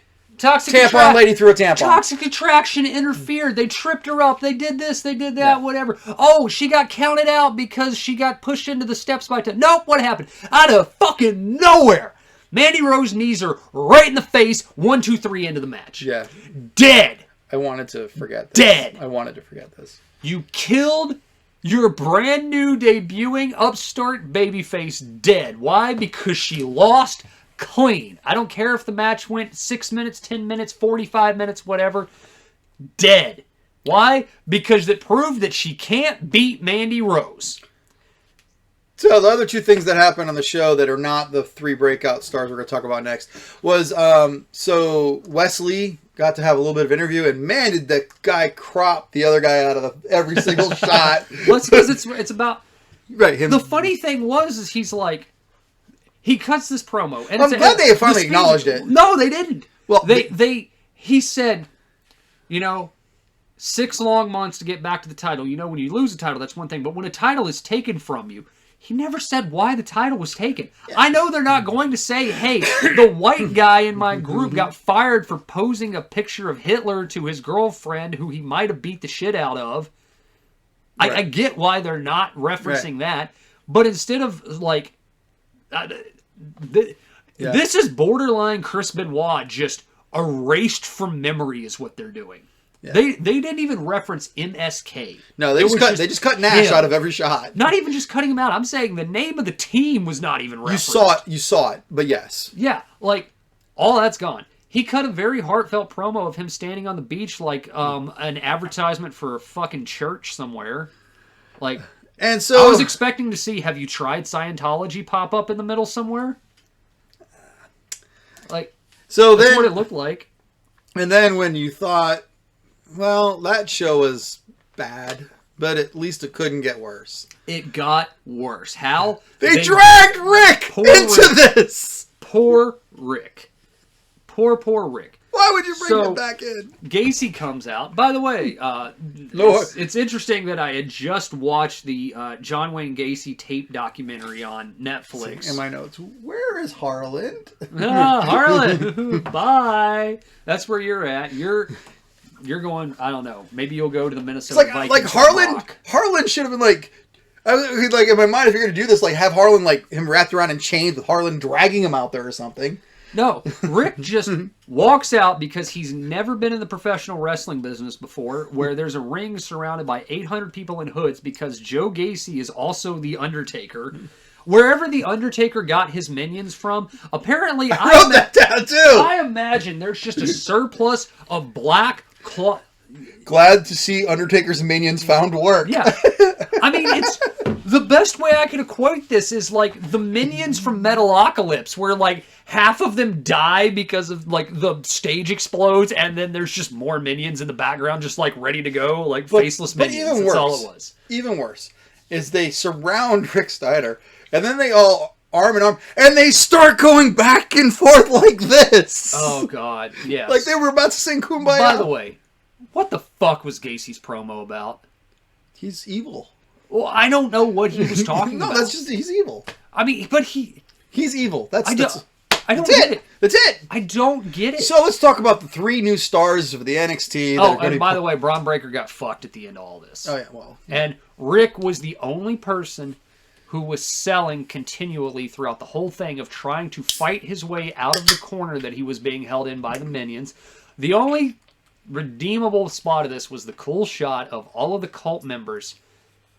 One, Braun had to figure out where to drop the NXT title belt so that way the minions could pick it up later on. Right. But all of the minions picked it up, and they formed a parallel line and slowly passed the belt from one to another until it reached the ring and reached Gacy, and he held the belt up high over Braun Breaker. That was kind of cool.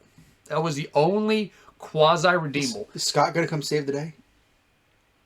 No. Scott would kill those guys. All right, so let's meet our new three of our 6 break. I assume there's going to be 3 more next week. So I dug some deep. I found out like where they were from, what they'd done, and stuff like this. So this will be. I will say I saw absolutely nothing in the presentation of these 3 women that made me go, I wonder who they are. So first we have Ariana Grace, who's Bianca Carell, daughter of Santino. That is her. I was about to say, I was like, isn't one of them Santino's kid? She was terrible. So she's been wrestling for 2 years. She's 26 years old. We're gonna call that a loose term. She's wrestled in 9 matches. She's 3 for 6. Her one win of note is over Amari Miller on NXT Level Up, which used to be 205. She's wrestled for Crossbody Pro, Coastal Championship. She did 1 match in NWA. I'm sorry, you're related to Santino Marella. I don't like you. Yes, I knew you were going to say. You are guilty by association. So, also, your promo was fucking horrid. So there we have. This one was the I'm just like awesome promo, right? This was her character. Yeah, she was like, I'm the fashionista type of. I don't know what the fuck she was. Right. I don't know what she was. She was horrible. So then we have number 2, Sloane Jacobs. Whew. So this is This was the girl who was, I'm doing this for my sisters and my family. She's got 61 matches under her belt. She's only 19 years old. And Did all of those take place on her face? That is not the best picture of her, I granted. At 19 years old, she has wrestled in multiple organizations, many of them, 20 companies. Oh, God. Well, you wrestled for CZW. You're already out from me. And Monster Factory, and Titan. And she was a runner-up in the Cannabis Cup 2 years in a row. She's lost to Penelope Ford and Emi Sakura in AEW, so she was on Dark for their matches. She was Nikita Lyons' first opponent, and she was also Roxanne Perez's first opponent on NXT. Oh yeah, you are not good. She's held 3 championships. Invictus, she's the first champion. There's a Invictus, and Learn TCW, Latin. and TCW Goddess Championship. Both of those. There have been other champions after her, so it wasn't like she got the championship in a company that folded afterwards. But I think that the same person got the belt from her in each of those places. And So you're going to be the first one fired because you have an indie background. And man, she is also the youngest, and she is the most accomplished. Yeah. Good luck in your future endeavors. And so she was Notorious Mimi, was her formerly known as name when she wrestled for these other companies. I watch Invictus, some of it. I don't remember a damn thing about you. And again, she's only been wrestling for 3 years. And then finally, Sexy Secretary. Kiana James. I was expecting to see an advertisement for Brazzers in the corner for this. Yeah, she definitely looked that. No idea how old she is. Can't find that out. She's been wrestling for 7 months. 1 year. 7 months, 8 months. You have the Trump thing there, so less than 1 year. Less than 1 year. September 2021. And she'll be the one to win. She's got 11 losses. She's 0-11. She's lost to the Bunny, Layla Hirsch, Julia Hart, and Riho. Oh, you've lost to Riho. That's bad. She's also lost to Ivy Nile twice. And Saray. And Nikita. She was Nikita's second opponent. Well, hold on. Wasn't Nikita's second match better than her first one?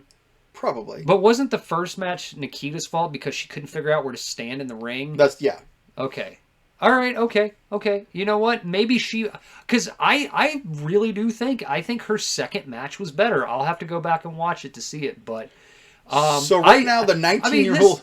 19-year-old is the most experienced. This was... Again, though, I mean, I'm hamming up on the promo for it, but... I legit thought she was going to be doing pornography when this fucking vignette aired. No, that's not... You're not wrong on that. And it just made me be like, You're not wrong. You're not wrong. And that picture definitely looks like it should say Brazzers. Yeah. So, right now I don't think any of these 3 are winning this thing. Unless it's Santino's daughter because it's Santino's daughter. Because it's Santino's daughter. My hope is they do to her exactly what they did to her father, which is they make her a joke. The only redeemable quality I can ever say about Santino Marella is that he was able to be a joke for over a decade and continued to cash their check when it was clear that they were making him a joke to try and run him out of the business because they wanted him to quit, because they didn't want to fire him, because they didn't want him to sue them for Jim Cornette slapping him 17 times in OVW, which is the only reason he has his job. The only reason this chick has a job is because her father worked there for over a decade and never quit. So do you think that next week when they announce the 3 more, that one of them is going to be The Rock's daughter? She is practicing back there. I'm thinking Rock's daughter will actually debut in her own thing. Okay. Also, that's a good question. Yeah, and well, according to Chris Jericho's book, Santino loved being the joke. Fuck him. Fuck Santino Marella. I'm glad your neck's broke. Anyway, so moving on to Monday Night Raw. Once again, Monday Night Raw was largely terrible. It was an unredeemable show, in my opinion. They had a couple flashes of brilliance in the show, and then most of it got pissed away very quickly by just overbooked shit. I will disagree with that, and we'll break down. And we'll see who's right. Yeah, we'll go through this. Okay? So first of all, hey Randy. Now this got a 50-50. Okay, Yeah. And this might be something I don't know if we're going to agree or we'll be part of the 50-50. I didn't think this was that bad. I didn't either. Up until Kevin Owens showed up. As soon as Kevin Owens showed up, I didn't like it. Why? I thought it was great because... So, we're celebrating Randy Orton's 20 years in the company. We discussed this in the Randy Orton segment. See the earlier part of the show. Okay? But I thought it was great because we start off with Riddle. Yep. And Riddle sets a tone. And I'm like, oh, this shows Riddle is important. This shows Randy is important next as we run down his thing. Right. But we know we got to go somewhere with it. Yeah, we have to go somewhere. But then we have Cody. And I was like, oh, okay, so now Cody's important. And then Seth gets on the mic and it's like, whoa. Cody's out here. What's going on? Hey, you can't trust this guy. You might be the Viper, but this guy's a snake. Love Seth's outfit, by the way. It was so obnoxious, right? Right. I was like, okay, Seth's important again. This is telling us this is all the important people on the show. Now, I want to comment that just for a moment and talk about how fucking stupid it was to have the ring surrounded by the heels. Yes. Okay. Randy comes out, and immediately I go, why is Commander Stereotype and his fucking buddy there? They're heels. Right. Aren't they? Yeah. I know they've been delegated to comedy acts in the back, and they were at Riddle's celebration I agree. party for their weed party. There was... Why were they there? Why was Bobby Lashley there? I know Bobby's supposed to be a face now, Yes. but why is Bobby Lashley out there? Because he's a face. And then they had other heels. I agree. I know why Seth was there. It makes sense that he would be the heel to be there. There was 7 fucking heels around that ring. It also goes to show you how completely depleted that actual roster is because almost the whole roster, they did not have enough people to actually encircle the ring. Yep. There you go. Some people were missing. Other people did come into the segment. Some people were missing. They didn't have enough people to circle the ring, and half of the roster were heels that were out there. I'm like, but they're baby faces, including people that they beat, like Alpha Academy. Yes. Alpha Academy was out there. Why were they there? I thought they were going to be involved in the segment. No, they were there to beat Randy. 20 years, bro. Thank you. Yes.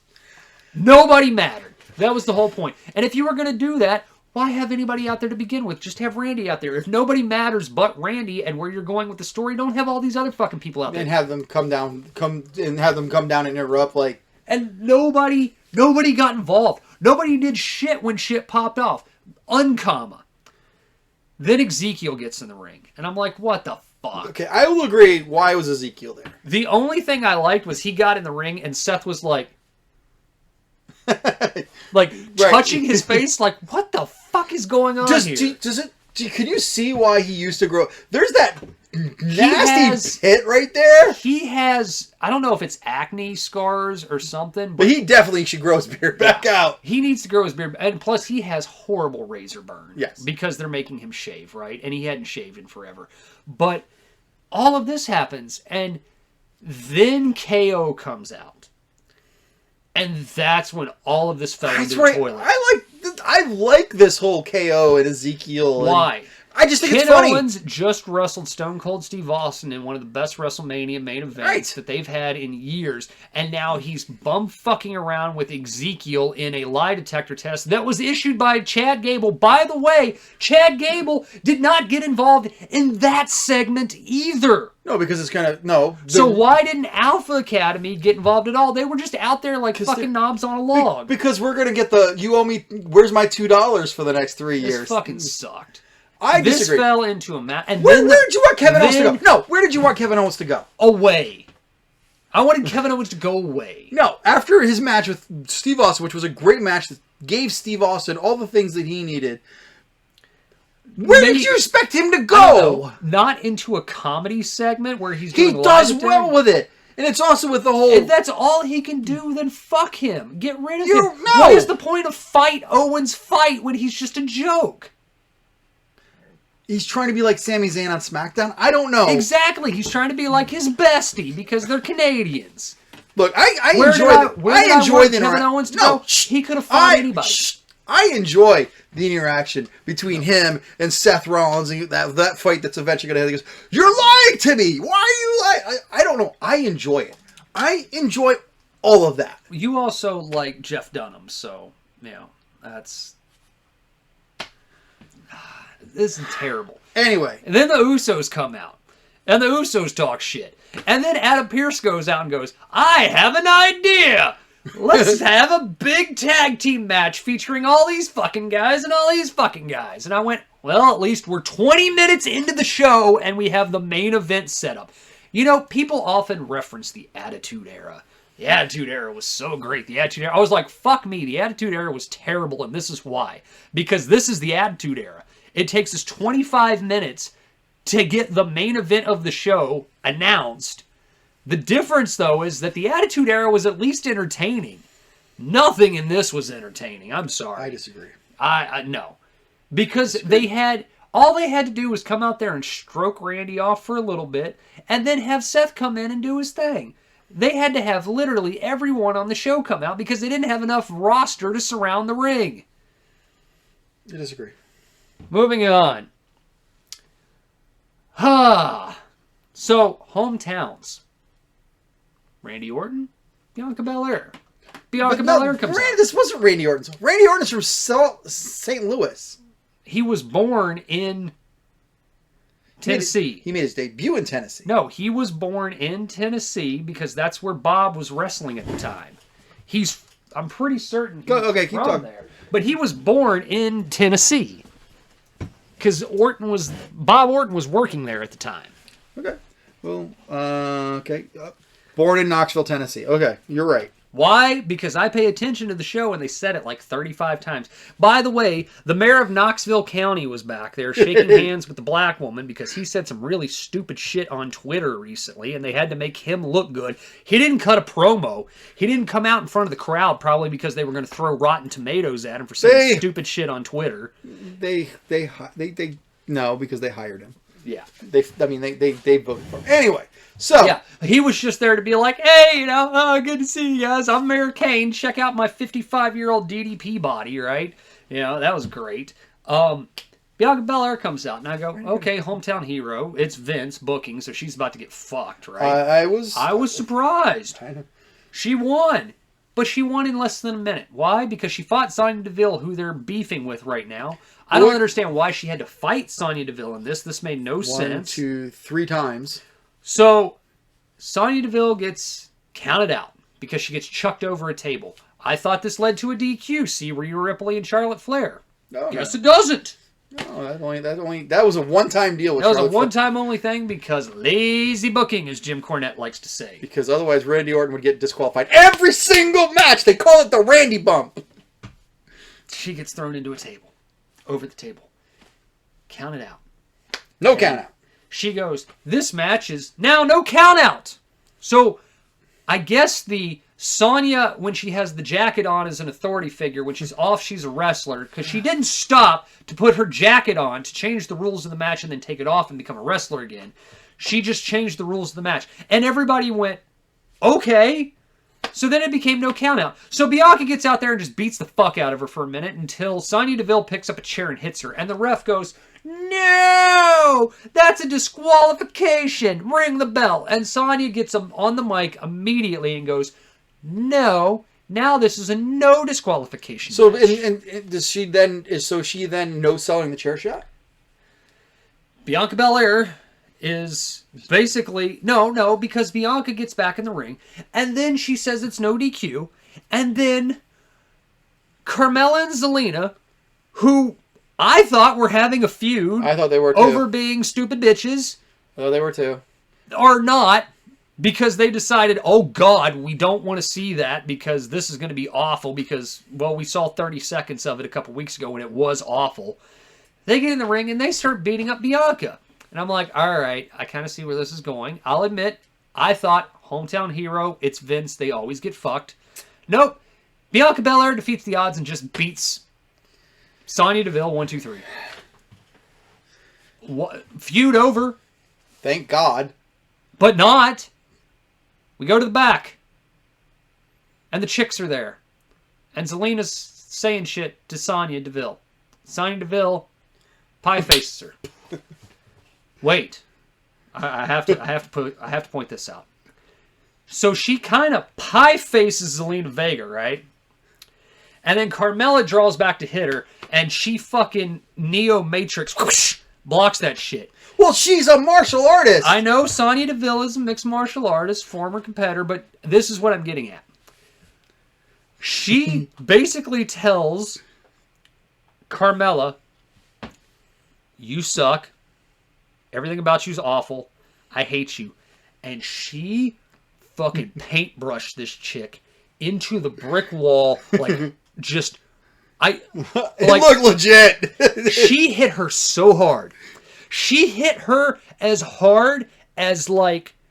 I can't even imagine, like... I imagine, like, fucking... What was the story of... the fan who jumped the ring and fucking... Who was it that walked in the back that just smacked the shit out of the fan so hard that they smacked in the brick wall unconscious? I think it was Hercules Hernandez, right? She hit her so hard that I watched Carmella's soul leave her body for a second. She hit her so hard that her brand new husband, Corey felt it. Like, my blushing bride is what he said. And I just immediately was like, I'm guessing Sonya is not a Carmella fan. Because Zelina, like I said, she just pie-faced her back. Carmella, she hit her so hard. And I was like, now, at first I was like, well, damn, that's entertaining. Okay. I was like, I don't know what's going on here, but that's the most interesting thing I've seen, except for the fact of your authority figure, person, most inconsistent character on the show is her and Adam Pearce, because Adam Pearce is like, what are you doing, Sonya? We're supposed to be authority figures and good people. I was like, now she's the most dominant heel on the fucking show? Yeah. She's the most dominant heel. She just beat up two other heels. Speaking of beating up. And changes the rules. And now Veer gets to murder somebody for 3 weeks in a row. Veer has another enhancement against Sam Smothers. Sam Smothers was smothered. He don't know, don't care. Veer's evil, whatever. And then we get an arm wrestling segment that actually had arm wrestling. I don't know if this was legit or not. No, I couldn't tell. But which is good. I couldn't tell. At no point in time did they have to get the rope and like everything that's ever happened. I've never seen an actual arm wrestling segment on a wrestling show actually end like an arm wrestling match is supposed to. They didn't go full on over the top with Stallone, which is one of the best movies of all time, right? That's right, because when I put my hat on backwards, what happens? It's like the truck. I become the truck. I become the truck like a machine. I love that movie so much. And you know what? I watched it probably about 5-6 months ago because it was on Amazon Prime. And I was just like, fuck me, why do I like this movie so much? It's horrible. But I love the kid takes off his sleeves of his uniform. What was the thing where he's like, he rolls up his sleeves all fucking high to fight the guy and stuff? Oh, man. He drives a truck through the guy's front door mansion. Just right through it. I'm here to get my son. Goes to jail for like a week. That's right. Over the Top is awesome, right? Over the Top is an awesome movie. It's got Terry Funk in it. And some other wrestlers. I love that movie. Anyway, yes. So that's how it comes back to wrestling. Yeah, it comes back to wrestling because they had an arm wrestling match. I like the guy who drank the Yes! That was the guy who drank the motor oil is actually he's another wrestler. Hold on, I'll look it up. I'll look it up real quick. No, keep talking about what you want to talk about. Okay, you're going to look it up? Yeah, the guy who drank the motor oil is another wrestler. Fuck me, I can't remember. I want to say it was like Buzz Sawyer's tag team partner. I can't remember who it was. Anyway, this was boring as shit, even though we're kind of talking about it for our love of Over the Top. But they just had this thing. It was a wrestling match. And we had an arm wrestling match. And if I was in the audience, I would be screaming, I paid $200 for front row tickets to watch these two fuckers arm wrestle, possibly legitimately for 45 seconds? What the fuck is this shit? Oh, and then, by the way, Bobby Lashley gets fucked at the end of it. What? And Omos does his absolute best. That was the cheapest looking table, by the way. that they could possibly get. They didn't have a real arm wrestling table. They just had like the pads super glued down to it. And Omos took great care, good on him, for smashing Bobby Lashley's head into the padding of the table. John Grizzly. John Grizzly, thank you. Yes. That, and then almost went to pick it up and realized that he didn't pick it up properly and had to stop and pick it up and throw it out the ring. And then he threw it and it hit the ring mat on the outside and tore a hole in the ring mat. Yeah. And I was just like, I hope that doesn't come out of his chest. Yeah, because he had to like step into it to get. Yeah. Yeah. I don't know what the fuck it's Somebody posted on one of the Facebook groups was like, "Hey, it's bad form to not fill your divot after you leave the course." Yeah. No, I thought it was one. I liked it that he threw it and tore a hole in the mat, but I was just like, I wonder if Vince is going to make him pay for that. I actually am not enjoying this R-Truth thing right now. Fucking terrible. The wedding segment last week, you guys covered that in its entirety and said everything that I could possibly say for it. And R-Truth, I think he has just gotten to the point of he doesn't care. Because Ron said, normally R-Truth can kind of carry the segment with a little bit of drama, a little bit of comedy, he can kind of get through. He doesn't know where he's at. No. Because I guarantee you, they are not producing him, telling him where he needs to be at to get shit across. No, and now, segments are running on so long that he doesn't know where he's at. Yeah, so are they married anymore? Are they not married anymore? Anyway. I don't care. Yep. This is a variety segment on a wrestling show that I hate, and I know that wrestling is dead. Right, and Reggie should stop trying to wrestle. I don't Anyway. give a fuck. So, now we have Homeless Becky was not ready for Asuka came back! So happy. You know what? I agree that I'm happy Asuka is back. I hated that Asuka's back. She can't talk. I know. She has to do something. I get that. And I'm not saying just put her with a manager because that's the answer for everybody who can't talk. But what I'm saying is that I just didn't like that just Asuka came back like she'd only been gone 20 seconds. But it makes sense. No, it doesn't. Who did Becky give the belt to? That's my point. She gave the belt to Asuka to say, hey, you won the Money in the Bank when you climbed the Titan Tower. Titan Tower. See the COVID era, as people like to say. But it made sense that Asuka would come out to be Becky's next challenger. She gave her the belt because this was live on air. Go back and see it Yep, she was I'm pregnant. What's in this case is not a title match contract. It's the actual title because you're going to be the Raw Women's Champion and I'm going to go be a mom. And Asuka's like, she freaks out nobody told her. Yeah, nobody told her. It was beautiful. It was a beautiful, real moment.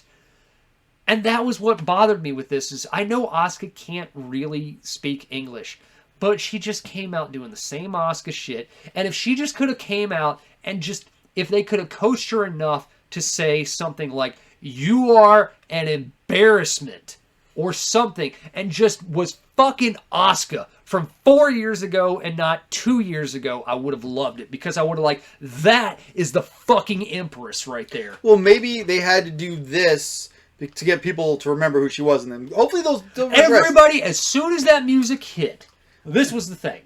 As soon as that music hit, and I'm not talking about the nice, let's cut to previous footage of when Stone Cold showed up and everybody's going, yay. Let's show Becky Lynch in the crowd. That entire building went, yeah, Asuka. Why? Because your audience knows who the fuck these people are. Let your audience get these people over. But when she came out doing that shit, no. Okay, I was excited for it. No, I agree. Love Asuka's back. Hated that they brought Asuka back and not the Empress. So how do you feel about the House of Blue? Fucking over it already. I mean, I'm sorry. Did you agree with my comments last week that somebody found Malachi Black's fucking playbook and we're like, oh, what's... yeah. I'm over it. They killed it because I went, Edge is a new faction. Edge's supernatural, kind of Undertaker-ish position, Ministry of Darkness kind of thing. Okay, I can get behind this.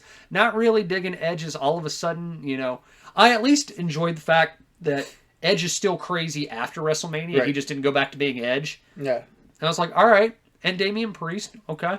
It's like, and Damian Priest, I am Edge's punishment. It's like, okay, Punishment Martinez. Yeah, you've said it like 3 weeks in a row now. I'm getting it. Just be Punishment Martinez, man. And I did, but I did like his whole reasoning. He goes, you cheered for Bad Bunny. Yeah. I mean, he's making a good point. The heels make a good point. They're making points of why they're heels, though, not why they need a rematch or beat the babyface or whatever. They're making fine points for that, which is good of why they're being heels. But overall, the fact that it's so fucking produced. Yes, and then nothing seems natural with how they're operating. And I know I just said weird, supernatural style thing kind of deal. But what I mean by that is we're basically bordering into Bray Wyatt fucking territory, supernatural, where they're just appearing and things are happening and things are falling from the sky and God's cutting the rope for Finn Balor or something like that. That's where we're getting at. No, just have Edge be creepy and evil. And he has an evil disciple. And then they're going to have more when they need to have more. Because when the WWE relaunch the Bullet Club here soon, they'll get somebody else. And then maybe Rhea'll show up. And then this person or whatever. And I'll be like, oh, all right, this all makes sense. But if they start fucking voodoo dolling shit again, no. Were you surprised to see Mustafa Ali? I was surprised that Mustafa Ali forgot how to talk. Okay, that's fair.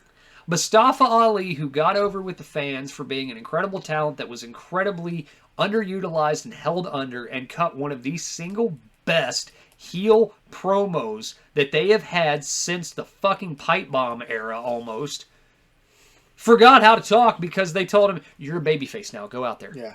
Go out there and cut a babyface promo. I'm here to beat you up. Why? Because I just am. Well, it's because they probably scripted him, and he doesn't do well with script. But I did like the Miz's little. I thought you quit. Yeah, I thought that was okay, and then Mustafa Ali does some shit. And now Ciampa's a heel. Yeah, I mean they had a fine match. They had a really good match. Everything was good. And then out of the middle of nowhere, Tommaso Ciampa just runs out and hits him, and people. Oh, by the way, he's no longer Tommaso Ciampa. It's just Ciampa. Choo-choo! It was like in The Waterboy. Yeah, he just fucking waylaid Mustafa Ali out of the middle of nowhere, and they go, "That's Ciampa," and then we cut to a commercial and get nothing. Yeah. Oh, by the way, we missed the point that Finn is continuing to get. Yeah, Finn is fucked and buried and dead. This is why they're going to reform the WWE Bullet Club with him and AJ. It's the only thing that makes sense. Everybody else has a Bullet Club. They might as well have a Bullet Club. That's true. We just had somebody else join the Bullet Club in New Japan. They might as well have one.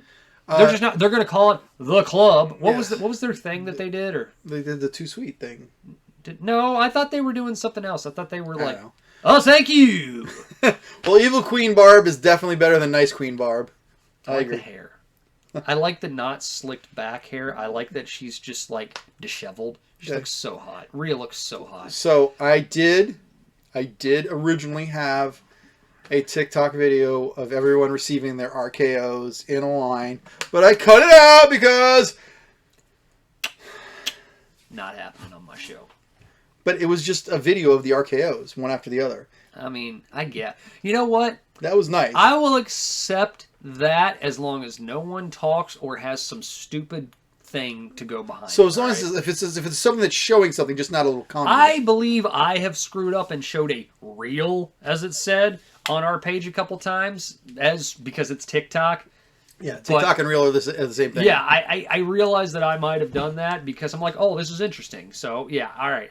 You can post it on the page, all right? I will allow that. I'll let it slide. Well, thank you, oh gracious one. And Dave gave that match a 3 3/4 star match. Good fucking match. It was. Good match. So, on this show, you had garbage, 3 in a row.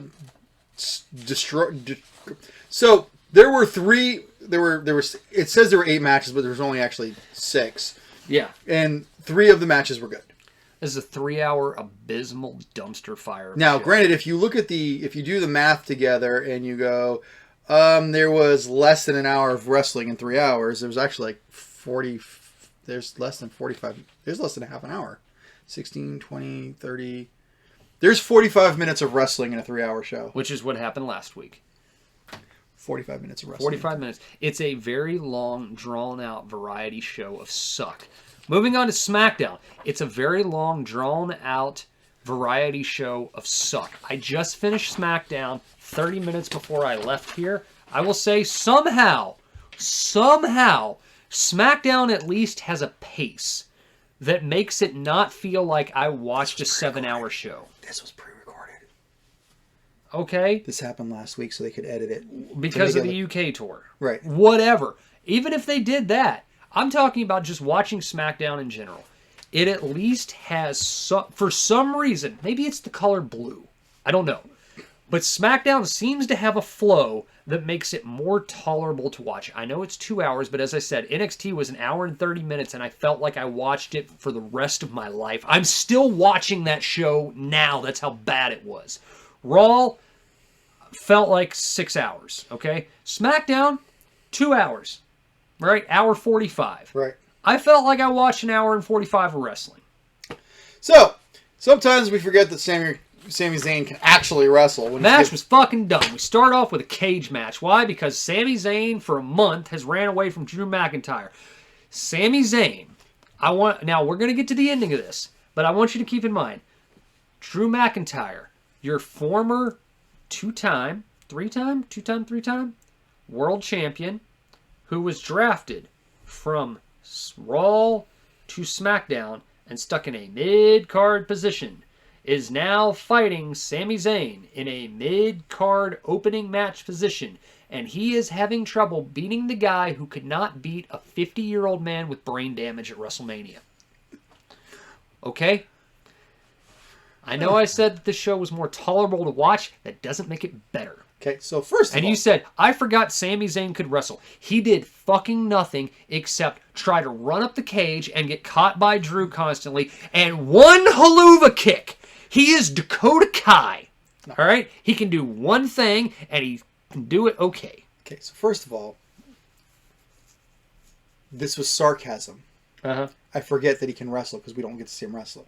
So this was sarcasm. Okay. Sometimes I forget Sami can wrestle because we don't get to see it anymore. The thing that I wanted to write, but I didn't want to keep being everything super negative, is if you're going to have a cage match, don't attempt to leave the cage the same way 3 times in a row. Don't attempt, like, the problem with this match is it was a 10-minute match that could have been, that was a 3-minute match that played 3 different times in a row because it just kept going back to the same thing. Yeah. So, yeah, this was the first match, but if you really think about it... It couldn't be the main event. And it couldn't be the middle of the show. And it also happened literally right after they just had a match the week before because it was filmed together. Yeah. So they literally... Oh, you know what I say to that, though? Don't have the match. I agree. Just don't have the fucking match. In 2 weeks, we're going to have, when we're live again. And then I wrote, again, and that was the other reason I wrote, I forget Sami can wrestle because I forget can Corbin wrestle because he never wrestles anymore. No. But overall, 10-minute and 20-second steel cage match with Sami Zayn. They can't do steel cage matches anymore. That's my opinion. They cannot do steel cage matches. I mean, not every match has to have blood. Mm-hmm. And a steel cage match doesn't have to have blood in it. But nobody knows how to work the cage anymore. Nobody can work the cage. Like, it's at this point, it's just having a cage match to have it, which is what TNA did. The only difference is in TNA, everybody bled all over the fucking place because they didn't know how to work a cage.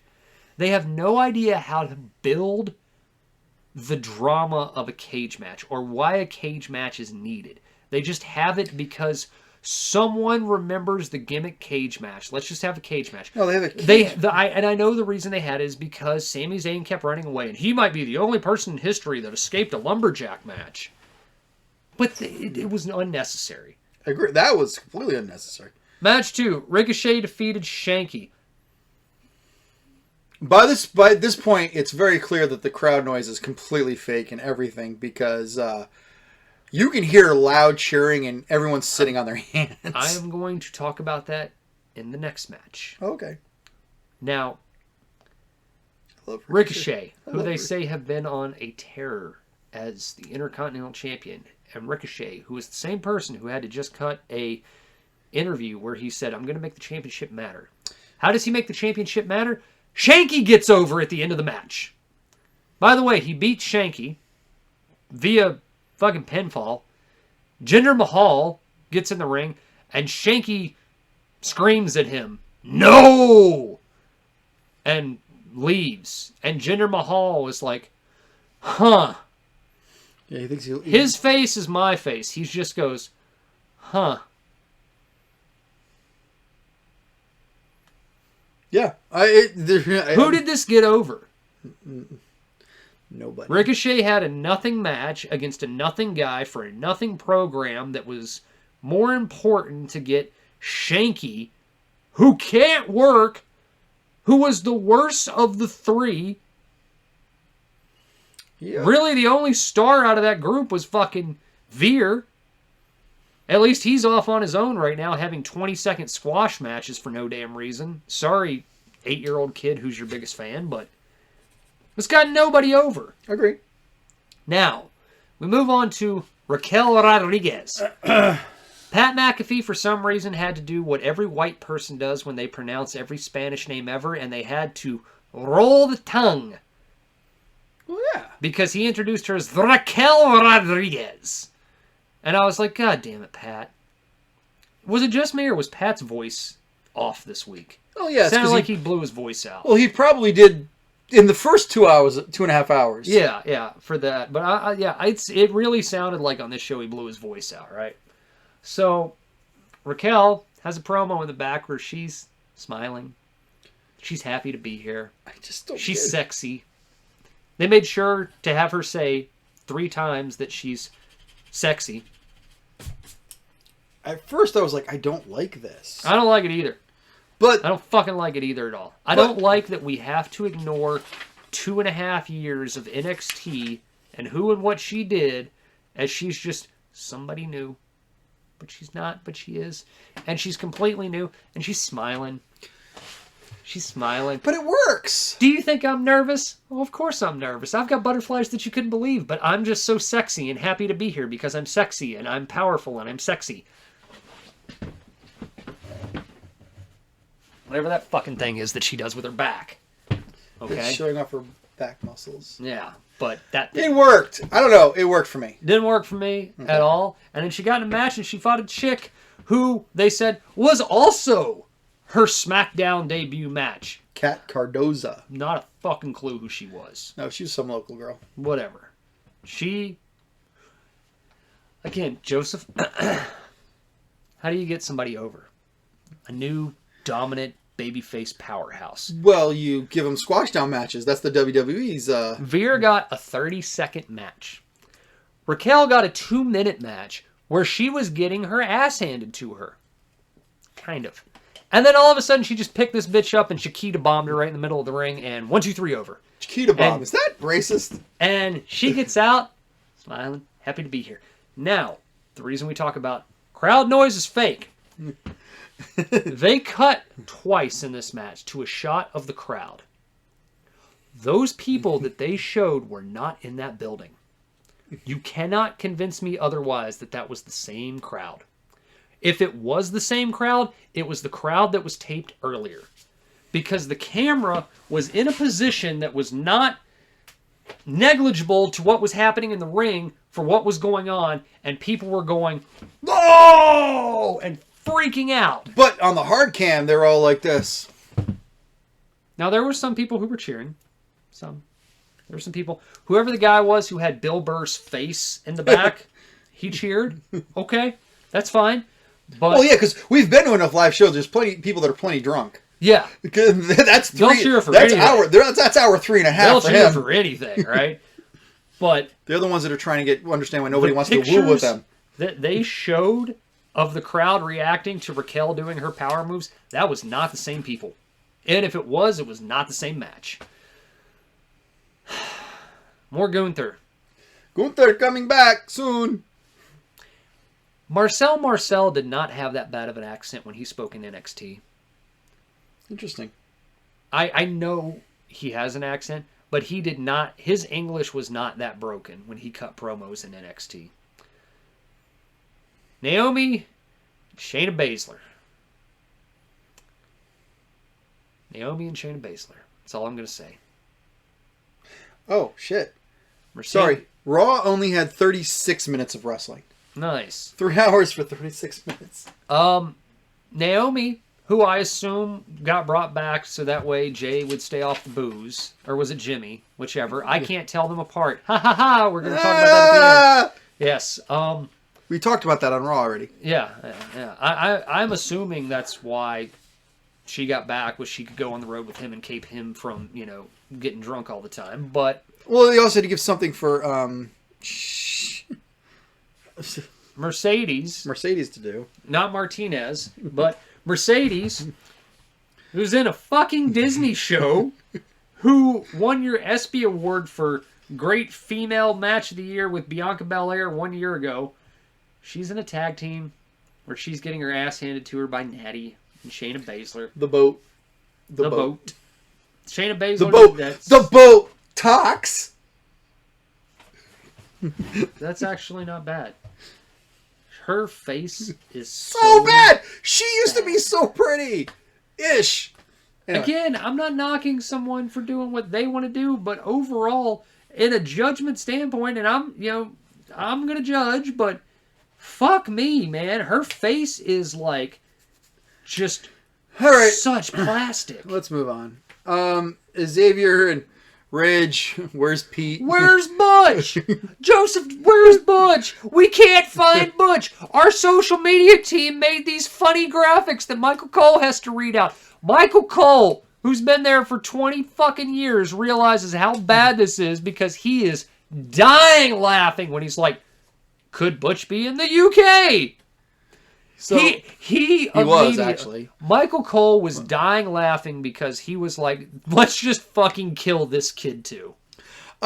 So were you expecting him to show up at some point during these matches? Yes. Did he show up during these matches? No. Okay, moving on. We can't find By the way, hold on. Xavier Woods defeated Ridge Holland by small package because we can't figure out how to fucking book this shit. Right? No, that's his move now. Xavier Woods, who had a top rope run across like Dead Man Undertaker style elbow, whose now move is the small package. He beats Ridge Xavier by a small Express package. Or something like that. What do they call it? And Sheamus gets on the mic and goes, Ridge, you fucking idiot. It's not what he said, but... You can't win. Let me show you how it's done. And then he does it! Kofi Kingston just gets fucked. That's how it is.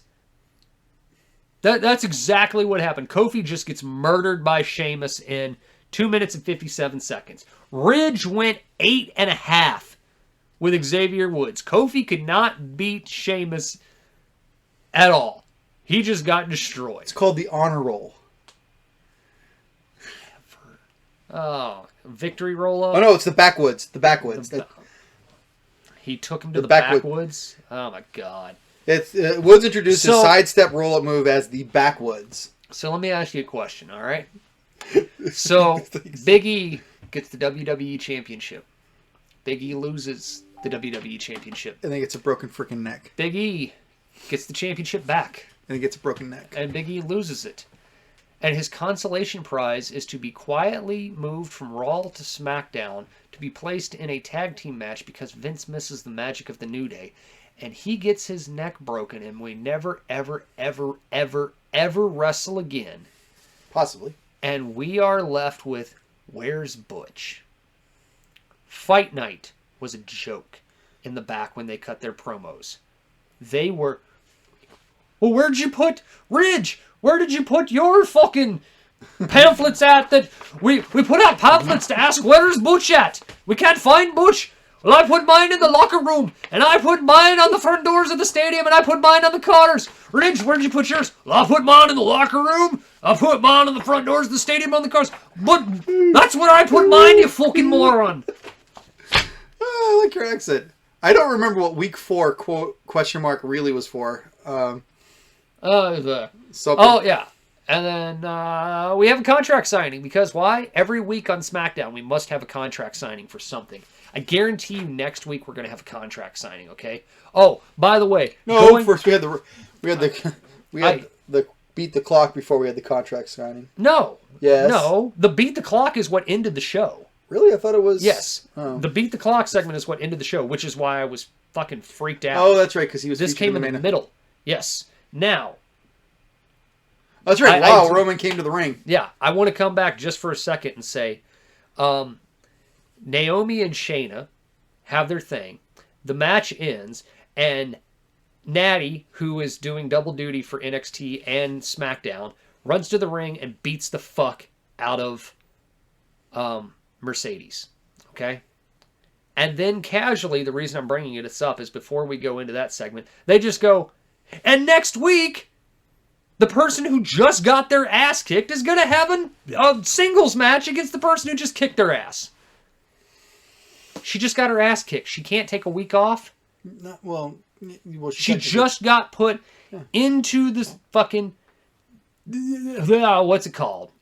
The fucking sharpshooter and had the shit beat out of her, and then her partner just had her stupid arm stomp moved onto her. They can't take a week off? Nope.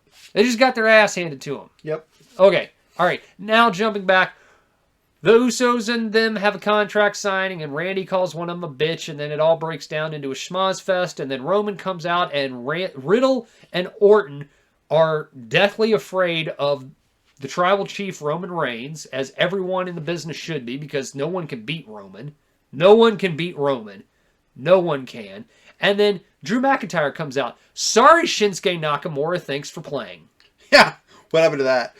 You walked out and got kicked in the fucking face for no reason because either Vince doesn't like Asian people, apparently Sonya Deville does not like black women because she keeps picking on them, or we just don't know how to book this shit properly anymore because Shinsuke Nakamura, New Japan fucking champion, people were super hyped when he walked out. They told the story. Shinsuke Nakamura is supposed to be...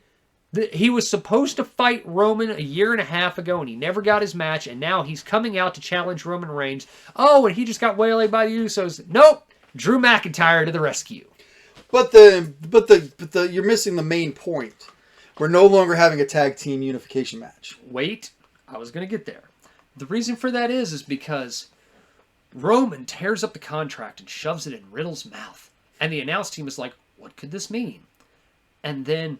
blah, blah, blah, all that shit just happens. And then we come back from the break, and Paul Heyman is talking to Adam Pearce, and he goes,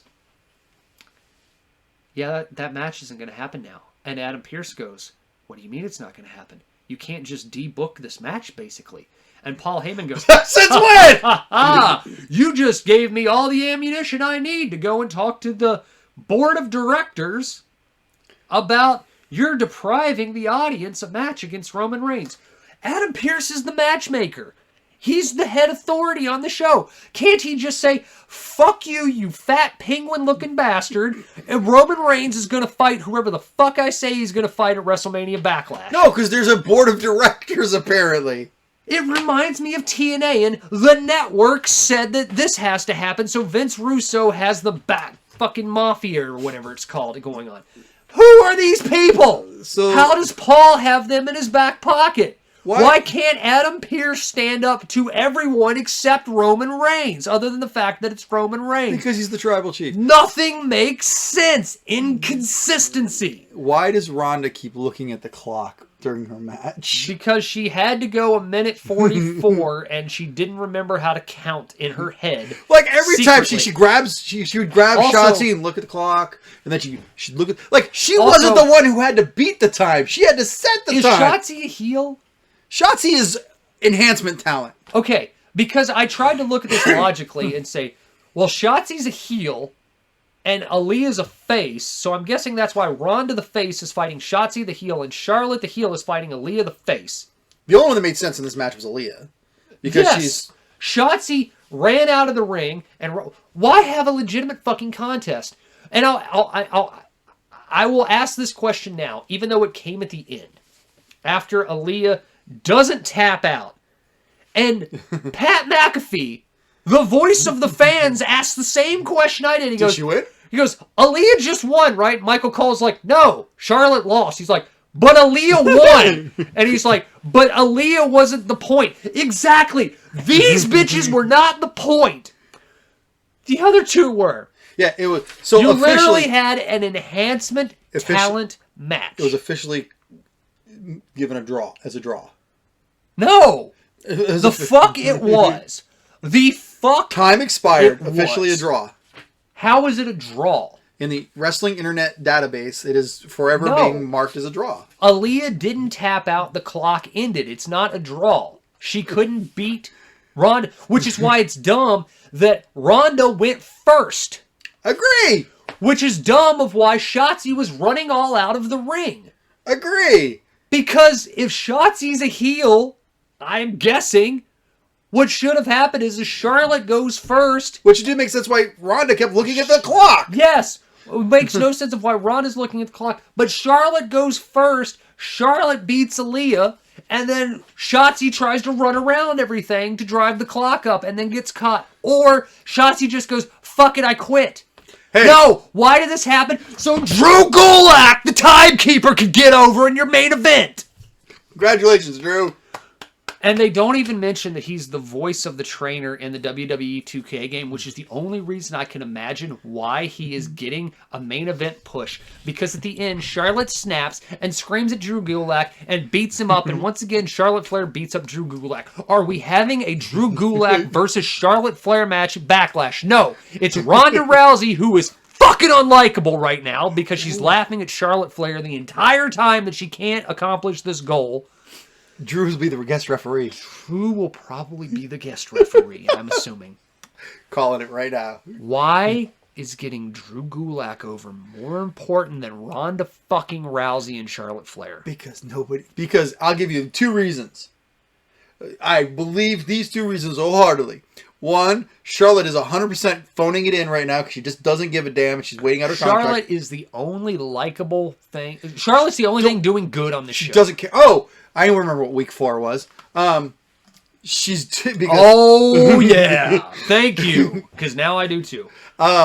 it's because Charlotte is phoning it in, doesn't give a damn anymore.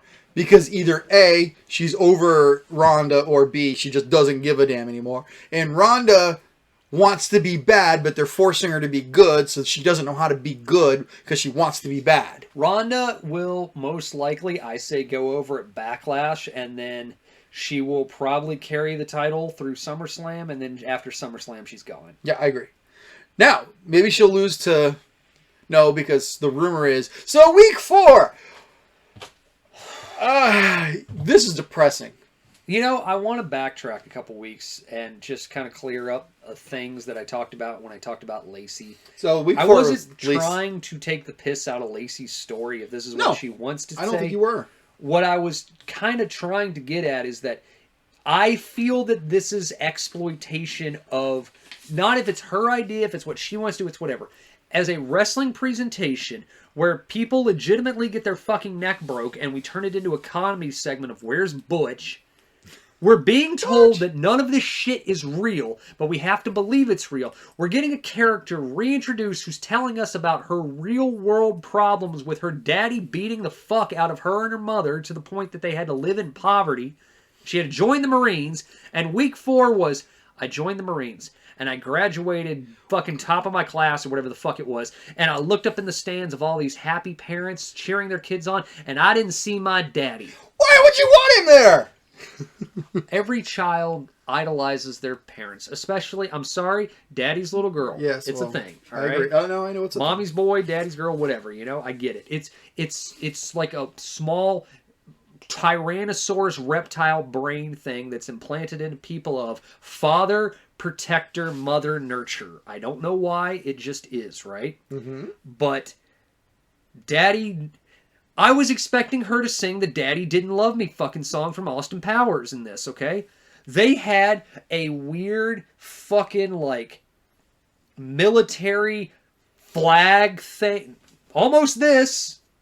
Draped in the fucking back for her this time. They had, like, slow fade fucking Star Wars camera white pans and stuff for her. They pumped in the music, and she had to go, okay, let's do this. And then that's what I thought. As soon as she started talking, it was, all right, let's do this, right? How?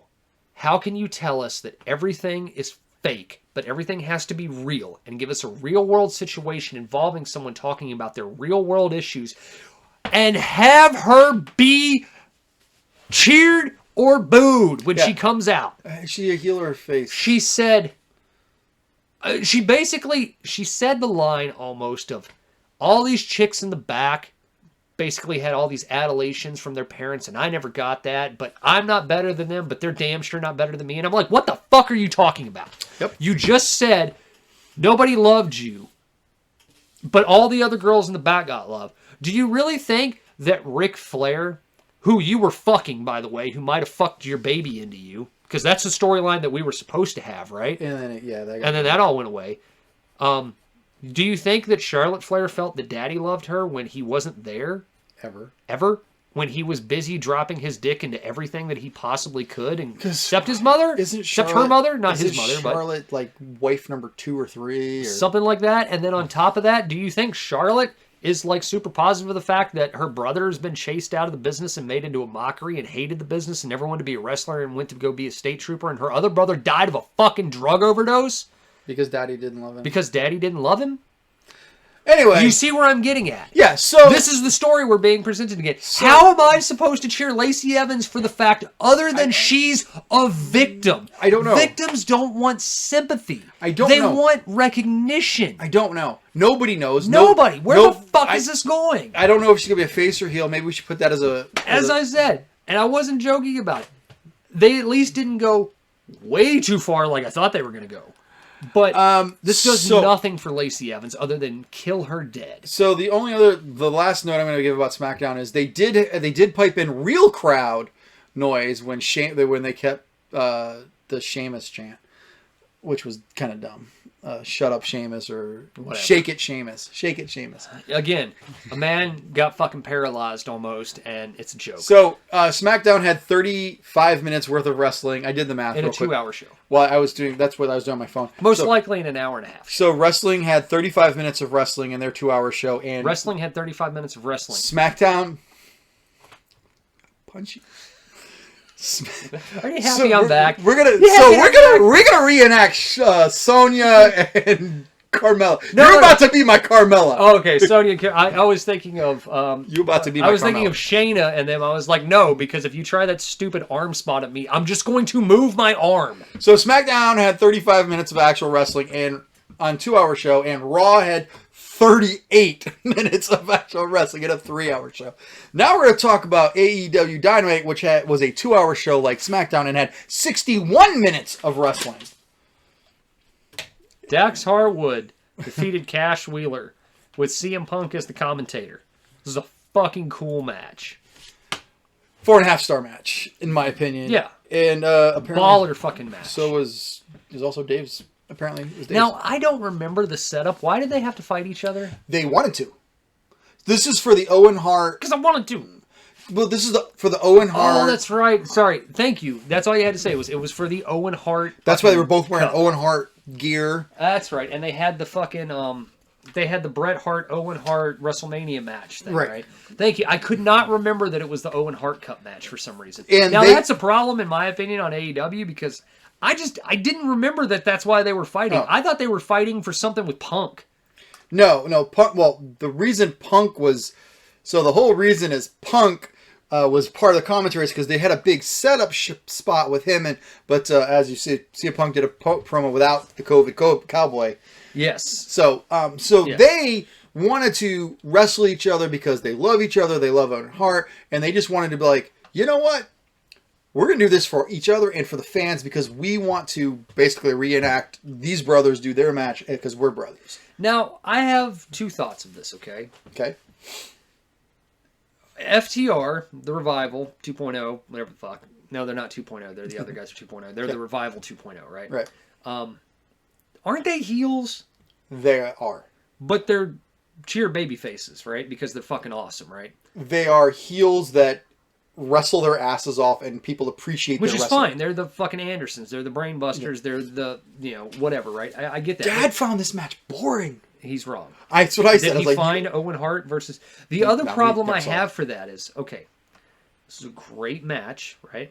But we saw this match 25 years ago most of these people that watch AEW did not see this match 25 years because ago. they're not 25 years old. But does this not just say, like... I don't know. I kind of felt like it was a great match. 4.5. As I said at the beginning, I can't agree, but does it not just kind of be like, hey, all this shit we do is fake because we just copied a match that The happened match 30 wasn't. years ago? They did spots from the match. They didn't Yeah. reenact the whole match. I mean, it was not shot for shot remake But like the Psycho they- Psycho remake, but They still. they gave homage to the match. Yes. This match, WWE audience would have booed this match. I don't think they would have enjoyed No. it as much. WWE, no. WWE audiences would do that because despite the fact of what Vince McMahon says, if he seems to think that they're catching all these new fucking fans and all this other stuff, no. The people who watch wrestling are the people who always watch wrestling, which is why the wrestling audience is dead and they can't get more than 1.5 million viewers each week. Because for we're the watching premium both flagship shows. show. No, it's because they fucking killed off the 10 million plus viewers that they had 10, 15 years ago. They slowly dwindled them down from 10 million down to 1.2 every week. So anyway, So the 1.2 million people who are watching both Raw and AEW would know that this is a fucking good match. okay, I'll give you that. So then we had a Punk promo with CM Punk walking around. I think he spoiled the fact that he's going to lose the match in this because he said, even if I don't win this match, I'm going to be able to prove that I could have gone with I can go with the champ. I think that's his out.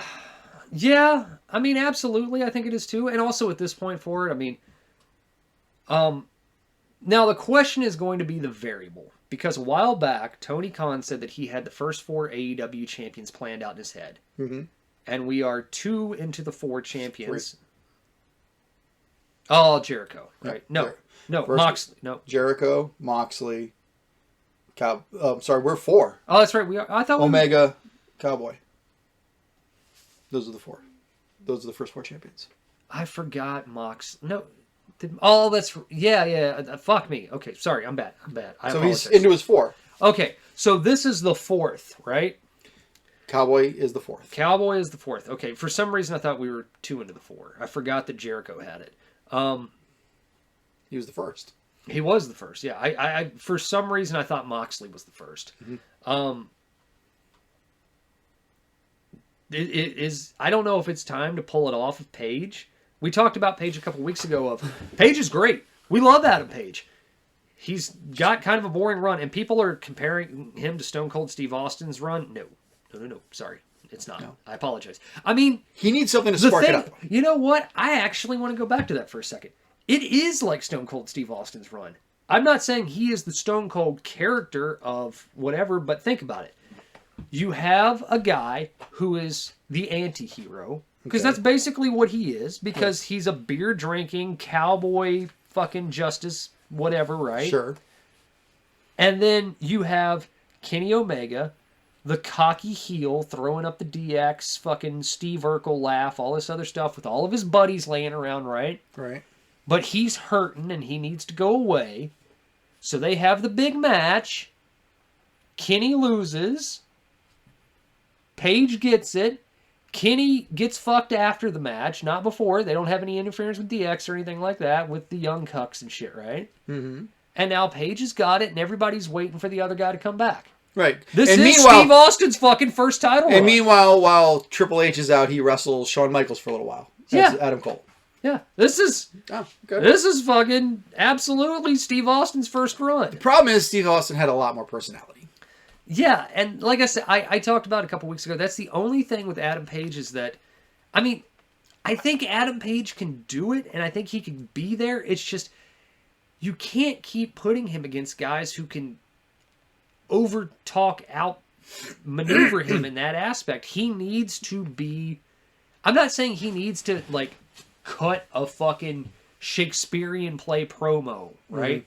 But he needs to have a point of, Yeah, he's got to get that one up. Yep. You know? And I'm sorry, CM Punk might be just good enough to get him to that position for Punk to know when he needs to step back and let him get the one. Right. Over. I think Punk can guide him there. I think Punk can absolutely guide him there, and maybe this is the right move. The other variable that I have for that is, well, when you sat down and you wrote your little draft plan of these are the first 4 AEW World Champions that I have, did he have in his head, fuck, what happens if I get CM Punk? No, absolutely not. He did that. So that leaves the question to the fans. He had his first 4. He's got his first 4. He's on his 4. Yeah. But, so he doesn't know what's going to happen since. But absolutely with that, does that mean, oh shit, I have CM Punk. CM Punk's in a TV show. Maybe CM Punk's looking pretty good as the AEW World Champion. But the problem with the only problem I see with CM Punk as the AEW World Champion is then who takes it from CM Punk? Anybody. Literally anybody. Right. Anybody can so take that makes, off of Punk. That makes Punk a transitional champion. But that's that's the point of a transitional champion. I guess. All right. So I'm gonna say it. I'm gonna say I'm over the Blackpool Combat Club. I'm over it. I'm over the fact that they all have to do their finishing moves, all 3 of them in the middle of the ring at the same time, when only the actual person who's losing. It's just gotten a little. But that's the spot. That's fucking PWG. That's fucking all the stuff that Jay Meltzer setbacks and jerks off to in, the privacy of his own home. That's absolute. I mean, I will say, yeah, that's some indie show bullshit. Right. I mean, it is. It's absolutely. Because they all stand there, wait for the spot, and it's like 1, 2, 3, everyone drop and do their move. I'm not over it. I still like Blackpool Combat Club. I like the concept. I'm just over that spot. Yeah, I'm a little over that spot too. I can see why you're. Yeah. It's too indie. It's just too indie. And plus they keep wrestling guys that like the Caveman, Solo, and QT Marshall. I feel so bad for the Caveman. I really do. He could have been something. And look, Ruby exists again. Don't worry, she'll lose. She's out of. Because she's gonna team with Tony Storm against Dr. Britt Baker. And Jamie Hayter. Yeah, Dr. Britt Baker is not going to lose to them. Unless Tony Storm is the next Jamie Hayter can take the pin. That's probably what's going to happen, and then they'll have a little bit later on. I absolutely agree with what was it, Becky Lynch or whatever it said, to a point of the women on here just don't get enough time. Right. They really do not get enough time. They don't get enough time at all. Wardlow smashed the fuck out of Lance Archer. It was so sad. Sorry. I skipped the fact it's Christian going heel. I will agree with Conan when I read the article that Conan said. I don't believe that these motherfuckers have anything in common and that they don't hang out at all and there is zero chemistry between Jurassic Express and Christian Cage. Agree. Which is why Christian has to go heel. Agree. Because that at least creates an interesting friction of them. But the question is why would he go heel after they just did the whole heel beat the fuck out of thing? I don't know.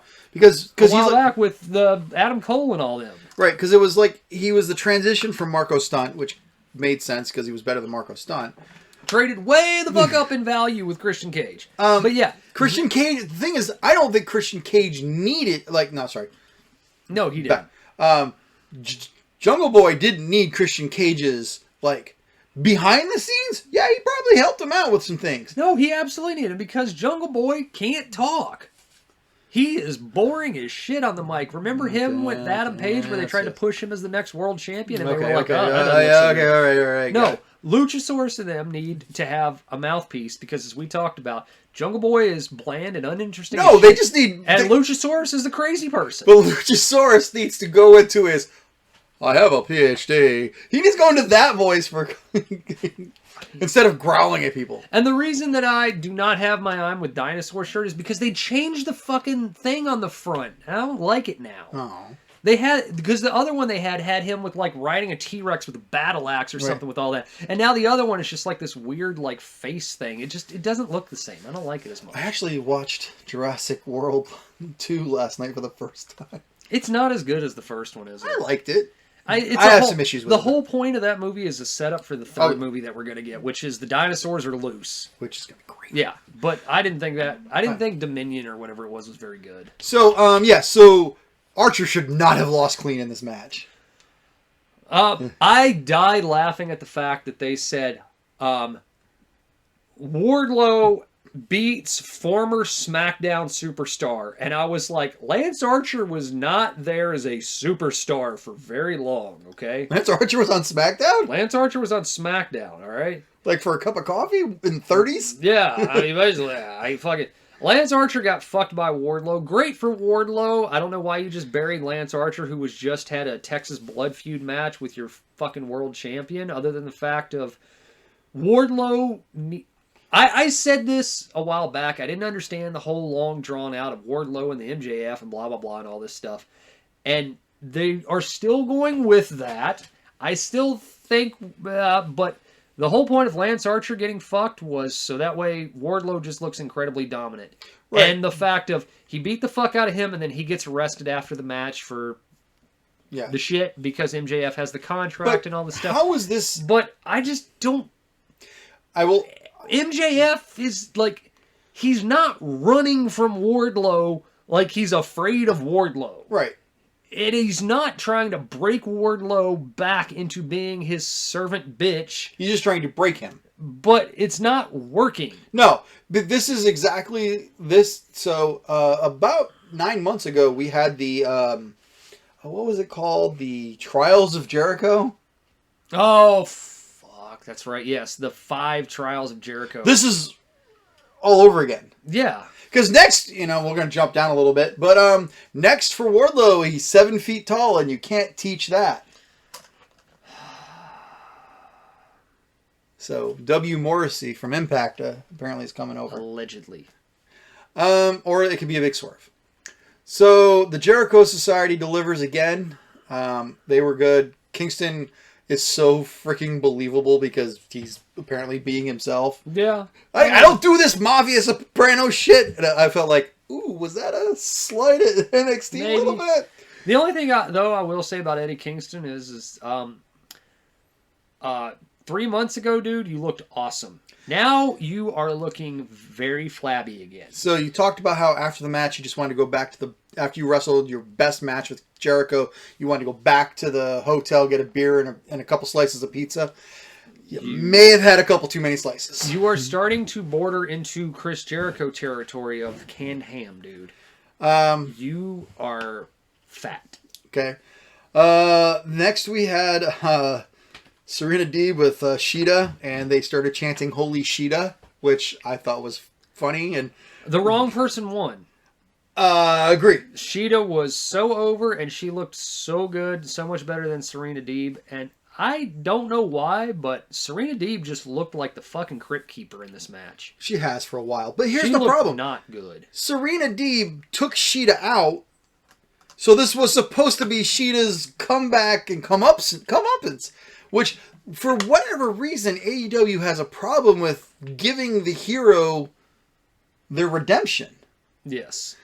And I'm noticing this more and more. Yeah. However, speaking of redemption, Pac and Phoenix are back. Glad to see it. Can't wait to watch those 6 people. The only thing with this is the more the show went on, the more I went, just make the fucking triple title belt already. Yes. Please make that. Again, it keeps getting commented on. This roster is so bloated. A trios championship. And I know they have 5 programs, 2 on TV and 3 on the internet, and one of them that I don't even know where the fuck it airs, right? And I'm sure Tony Khan is trying to get this streaming deal up and running, and I hope he does. He's going to have to because he just owns Ring of Honor now, right? Yes. Like, he's going to have something come about this, But the thing with that is that there was so much of this to this to this to this to this to this. I was like, there's not enough belts to go around. I know we're going to talk about the ending match here in a second, but they're not flip-flopping back and forth, really, that much. Most things are usually several months long worth of title reigns, which is fine. Good. We like long title reigns. We like things that matter. But that's the other problem is that guys hold a belt, they fight a guy, that guy goes away, and then they just go to the next guy, and the next guy, and the next guy, and the next guy, and the next guy. And that's a WWE problem of either A, we're stuck in a program for a year because we don't know what to do, or B, this guy because we don't have anybody else. This guy just runs through fucking everybody because we don't know what to do. And that's to the point AEW is starting to get at of a guy has a belt for a very long time because we don't know what to do, so he just beats everybody that could be his contender. Or these guys just fucking have belts, or they don't have a belt, so they just keep getting bounced around to this, to this, to this, to this, to somehow all of a sudden they're in the championship match for whatever reason. Well, I'm excited about when this match happens. But let's talk about something I'm not super I excited. am excited for the quality of the match that we're going to get. Yes. The other thing I can say, though, is that Ray Phoenix. We like Ray Phoenix, Yes. right? Ray Phoenix is very talented, right? Yes. He can do a lot of flippy flip shit, right? Yes. Ray Phoenix looked like a child in that ring. He did. Against All of them. one. So All of them. Buddy Matthews, okay? Whatever his fucking name is right Buddy now. Matthews. Is it Buddy Matthews? Yep, you got it right. Okay. I would pay to see him in a fucking movie. All right? Mm-hmm. He is a good-looking dude. He could be in the next Expendables. He could be in any fucking movie, in my opinion. And the thing I liked about this segment was he was the last one left in the ring standing. Mm-hmm. The newest member was the last guy left, and he was trying to take everybody out. And Ray Phoenix had to get in position to do some flippy shit, and Buddy Matthews was just kind of like, I can hurry up and get in position, dude. I can't keep just doing this thing, right? Mm-hmm. That dude, I know we talked about it, but I just want to reference back. This is how stupid the other company is, okay? And I don't like that word stupid, but this is how stupid you are, right? Roman Reigns says, give me that guy. Mm-hmm. What was it, 2-3 years ago on SmackDown? Give me this guy. Yep. And they go out and they have a 15-minute match, right? Yep. And Roman Reigns walks through the door and he looks at Vince and goes, I just made your next superstar. Yep. And he did. And then you know what happened? He got saddled with Rey Mysterio's sister. Boom! Dead! Daughter. Shot in the head. Gone. Out of the company. Started dating a 19-year-old. Buddy Matthews in this, though, I fucking bought every second of him and would buy every second of him in the Expendables, in a fucking whatever. If that Baby dude Driver can, 3. If that dude can act, Well, I was going to say. I love it. I've enjoyed His physical appearance, his face, everything he does is I've so enjoyed good. the last couple of weeks because when they do their House of Black segment, it's a different person talking. It's not just Alistair. You know, Matthews had his 2 weeks ago. The other guy had his. It's just so. Yes, love it all. House of Black versus Death Triangle. Super excited for. They have to have a triple tag belt at this point in order to make it legitimacy, but also they can now have a division for all these fucking guys that they've got that have 2, 3, 4, 5 people in their faction, and they can have a title belt that would work. I know I said Dusty tried it before and it didn't work, but for AEW, Ring for of the Honor size did. of their roster, Ring of for Honor what worked. they're trying to do, it's the only thing that makes sense is that there has to be a triple title belt to make this go to the next level. Ring of Honor had a trios championship. They bring that over. Wait, you are right.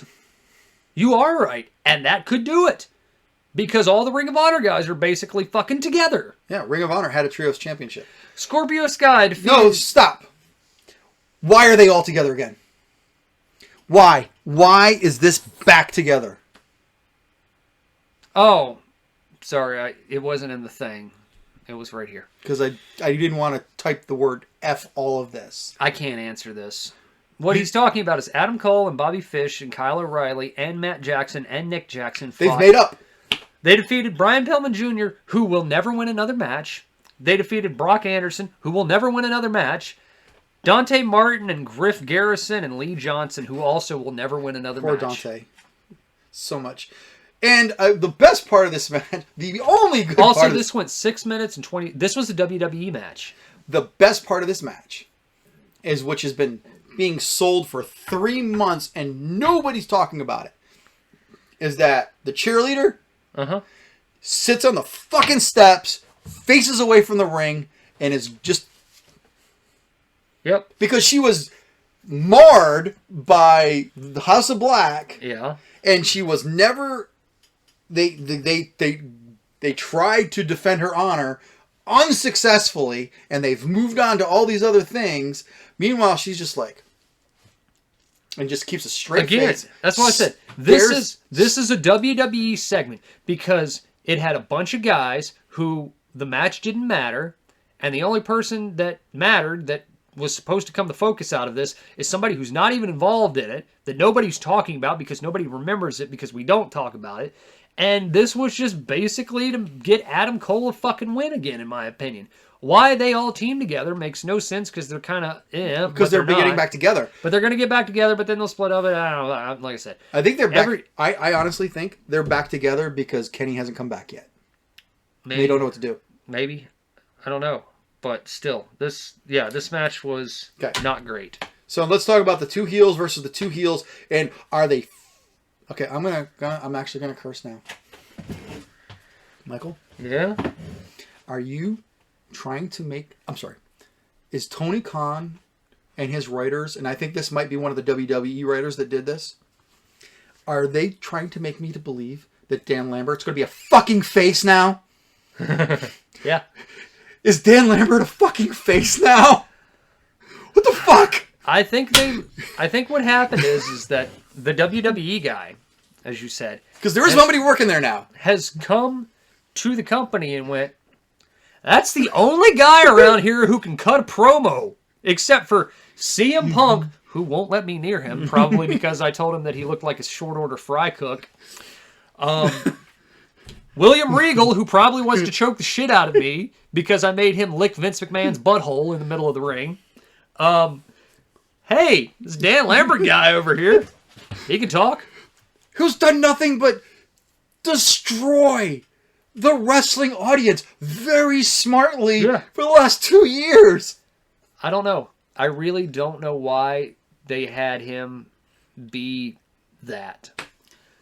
Other than the fact... I understand why they made Sammy a heel. Other than the fact that they wanted Sammy to flip back to heel because he got booed once.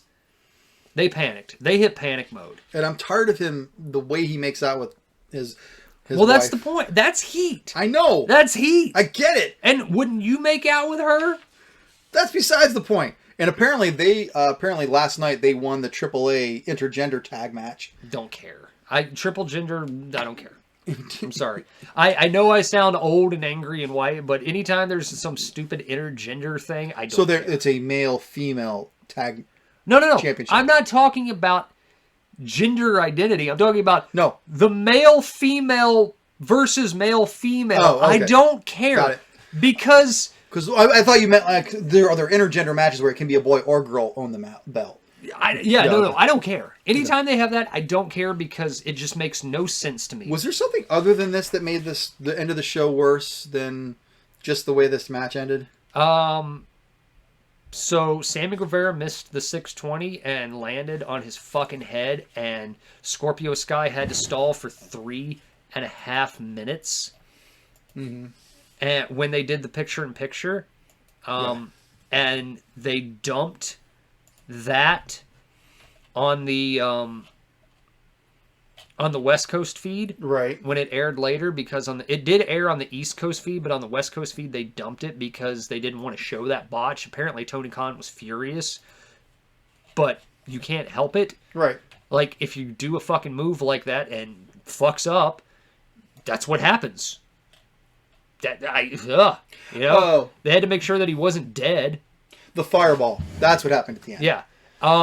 He did a Spanish fly onto a ladder wrapped in barbed wire. This is the problem that I had with this match, okay? It's not about the fact that they did another title change and this is another switcheroo title change that they did because they don't typically do this, okay? The problem I have with this match is that you have two guys who fucking killed each other for no reason. So I want to talk... None at all. They should not have killed themselves for this match other than the fact of you are going to have Sammy Guevara be Jeff Hardy, but he's going to get there a lot quicker he just keeps doing these crazy spot matches. He just keeps doing these big dives and these big oh my god moments that get us big fucking opening vignette segments and stuff like that, and he's going to be a fucking drug addict, and he's not going to be able to walk in 10 years, okay? So here's Stop it. Before you go any further. Okay. You grew up in Texas, right? West Virginia, Texas. So you grew up around farms, right? Yeah. I grew up in Nebraska. Okay. We had farms. Do you think that if I were to throw you up in the air and you were to land flat back on some barbed wire, you think you might have at least one cut? Maybe? Okay. Pause. Pause. Okay. And then if you threw me on the same barbed wire, maybe I'd have at least one cut? Okay. Now, pause. It was gimmick. I get it. That was working barbed wire. Okay, I get that. I've watched barbed wire matches because you want to know why? ECW, the fucking triple match where Sabu gets the inside of his bicep ripped open on the barbed wire because they used legit shit. Outlaws use it. They snip the fucking barbed wire. I understand that, but if the point is, if you're going to put a barbed wire in a match, you're expecting to see a little bit of color. Why do you need? I don't. Then why have the barbed wire in the first place? That's what I'm getting at. That's the question. That's what I'm getting at. I was like, do you want to see somebody mutilated with fucking barbed wire? I've been stabbed with barbed wire. It sucks. I grew up on a farm. It's there to stop a 1,800-pound steer from running off your property because they go, oh shit, that hurt. But even Dad was like, what's the point of a barbed wire if you're not going to get at least a little cut? That was my point that I just said. Why are you having these guys take stupid spots in a match that doesn't matter for a title change, that doesn't matter when they're going to get hurt, and one of them almost did? Okay, we are going really long on our show tonight. Oh, shit, we are. All right. I agree with you 1,000%. Wow, this is not my Rampage slide. So that is not... That's a really old slide. Weird. Let's fix that. You can't see any of this on the screen, which is cool. Is that right? Yeah. So they're just seeing us just stare at the computer screen? They're looking at the slide. Are you looking at that? Okay, all right. You already browsed it. Did you upload? But you just browsed. I know. Okay. I'm changing the slide. All right, change the slide. All right. AEW Rampage kicked off while Joey's finding the slide real quick that has his questions that we're going to talk about on here.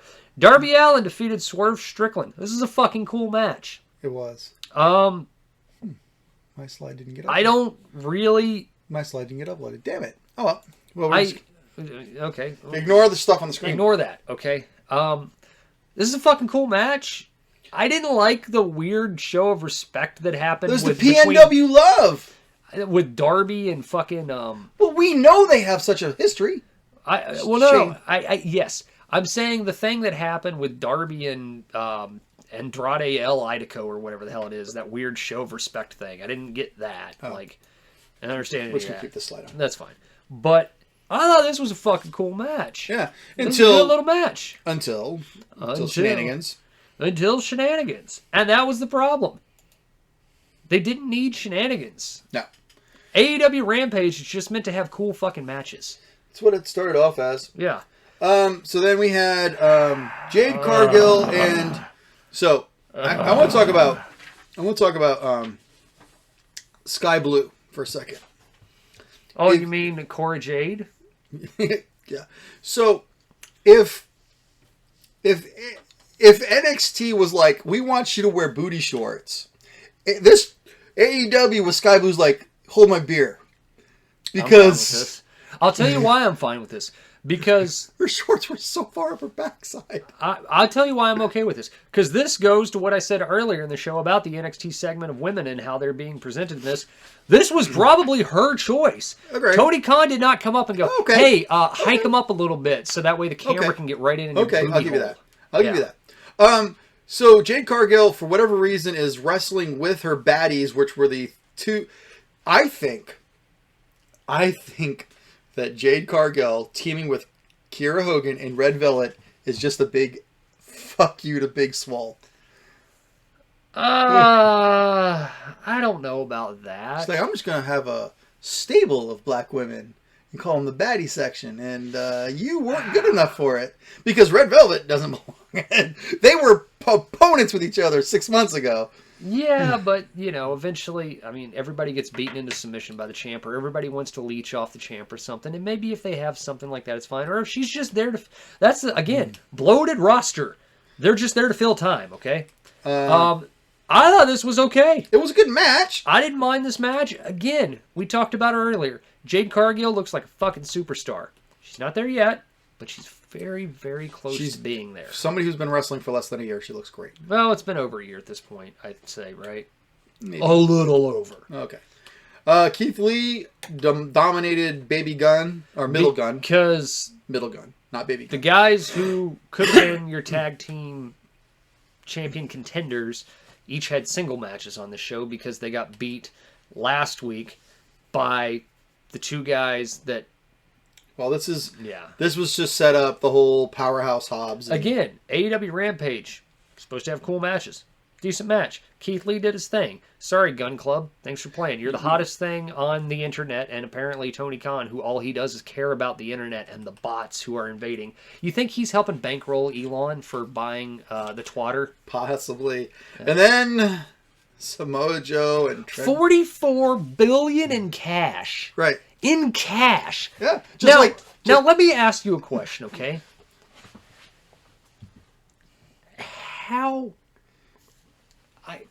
I guess what I'm asking is this, is that not only one, all right, you're rich, but to withdraw... Welcome to hour 3 of our show. With withdrawal of cash money, right? $44 billion, it's probably about the size of a room on pallets and shit put together, right? It's the first... I took a week off, man. We had to, get through some shit and get there, right? But it's fine. But, $44 billion in cash, man. Where do you just get $44 billion in cash at? The dude takes trips to the moon on the regular. He legit said cash money. I don't know. Cash money. He wrote a check. Anybody who's watched... No. They didn't walk in there. They did not bring pallets of money. All I'm saying is this, is that... They did not bring pallets of money to the place. Will straight up rob your ass wherever this transaction takes down, okay? I will fucking heat Val Kilmer, lay down suppressing fire on any and everyone who comes near you because I am taking that money. $44 billion cash. So, Samoa Joe... I would shoot a motherfucker for $20. Samoa Joe had a great match with Trent Beretta, and we are going to get Samoa Joe versus... Jay Lethal again in the future, and that will probably be a great match. This is great, except for the big schmoz down that happened at the end with Singham Suckface. He was not as involved with it, which was good. No, and then the only thing is that I hate when WWE does this, so I have to hate when AEW does it.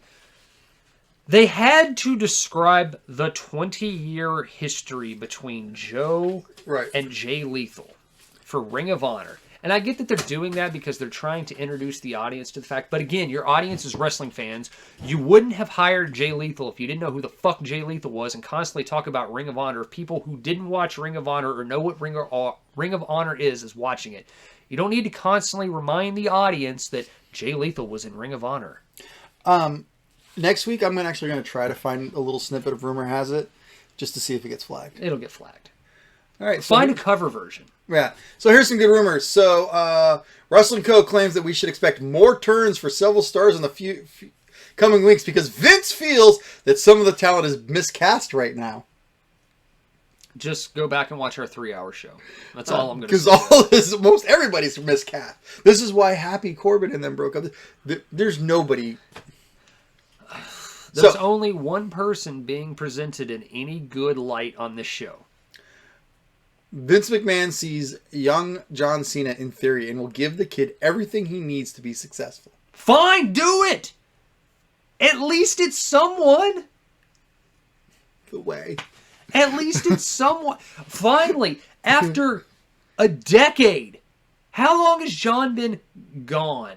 About 10 years. 4, 5, 6 years gone-ish, on the Rock, on the fucking Undertaker deal of 2, 3, whatever shows a year, right? At least he looked around and went, that guy. Yeah. Because everybody, Hunter, hey, Seth Rollins, hey, Johnny Gargano could have been him. This guy, it was never going to be Johnny Gargano. Fuck, man. Johnny Gargano's my size. So, Austin's not much bigger. So Austin is a big motherfucker. Last week, Austin Theory just doesn't look big, I think, because of his age, but he literally does bodybuilding fitness things. Last week, I announced that Alberto Del Patron was going to be at Triple Mania last night. Well, they said no. I will not speak of Alberto L. Rapist I at know. all. WWE claims... I don't care if he got the charges dropped. Last week, well, yeah, the charges got dropped because the witness died. She didn't want to testify, I thought. Because she was dead. No, she's not dead. I thought she was dead. No. Anyway, Ringside claims that the rumor from last week that WWE wants FTR is not true. All right, and a source... But they talked about it. Here's something you want to talk about. A source of Ringside News is the general consensus in WWE is that Ryan at back is nuts and is too risky to bring back to the promotion. Here's the thing. I don't know if Ryback is working or shooting, okay? But either way, he is working a shoot of stupidity. Every time I see a news article with Ryback, I have to read it because I'm like, what did this fucking moron say? And I read it, and I am just amazed at what he said. I'm sure Ryback is probably going to... His Twitter and TikTok are great. He went full fucking warrior and changed his name to try and copyright the fact because WWE will not release the phrase Ryback for entertainment purposes and wrestling back to him so he can make money off of it. That's a good thought. But he's gone full warrior. He's gone full warrior at this point of just psycho. And I'll say this. Guys need more money. Guys need to be paid more money. I appreciate the fact that he wasn't getting the money and he was miserable. See my earlier comments. If you don't like your fucking job, quit, okay? But for a fucking 8 years now, all you've done is just bash the fact that WWE, you didn't like it and you felt everybody should be paid the same in entertainment. Trust me. Brad Pitt will not make the same amount of money as the Gaffer, okay? Or Thug number 2 does not make the same amount of money as this guy. All right? Doesn't happen. Guy with a sandwich does not make as much as Ryan Reynolds. No, not going to happen, okay? You're fucking crazy if you think that's going to happen. And you might say that that's why you got pissed off and you were trying to make a stance and all this other stuff. No.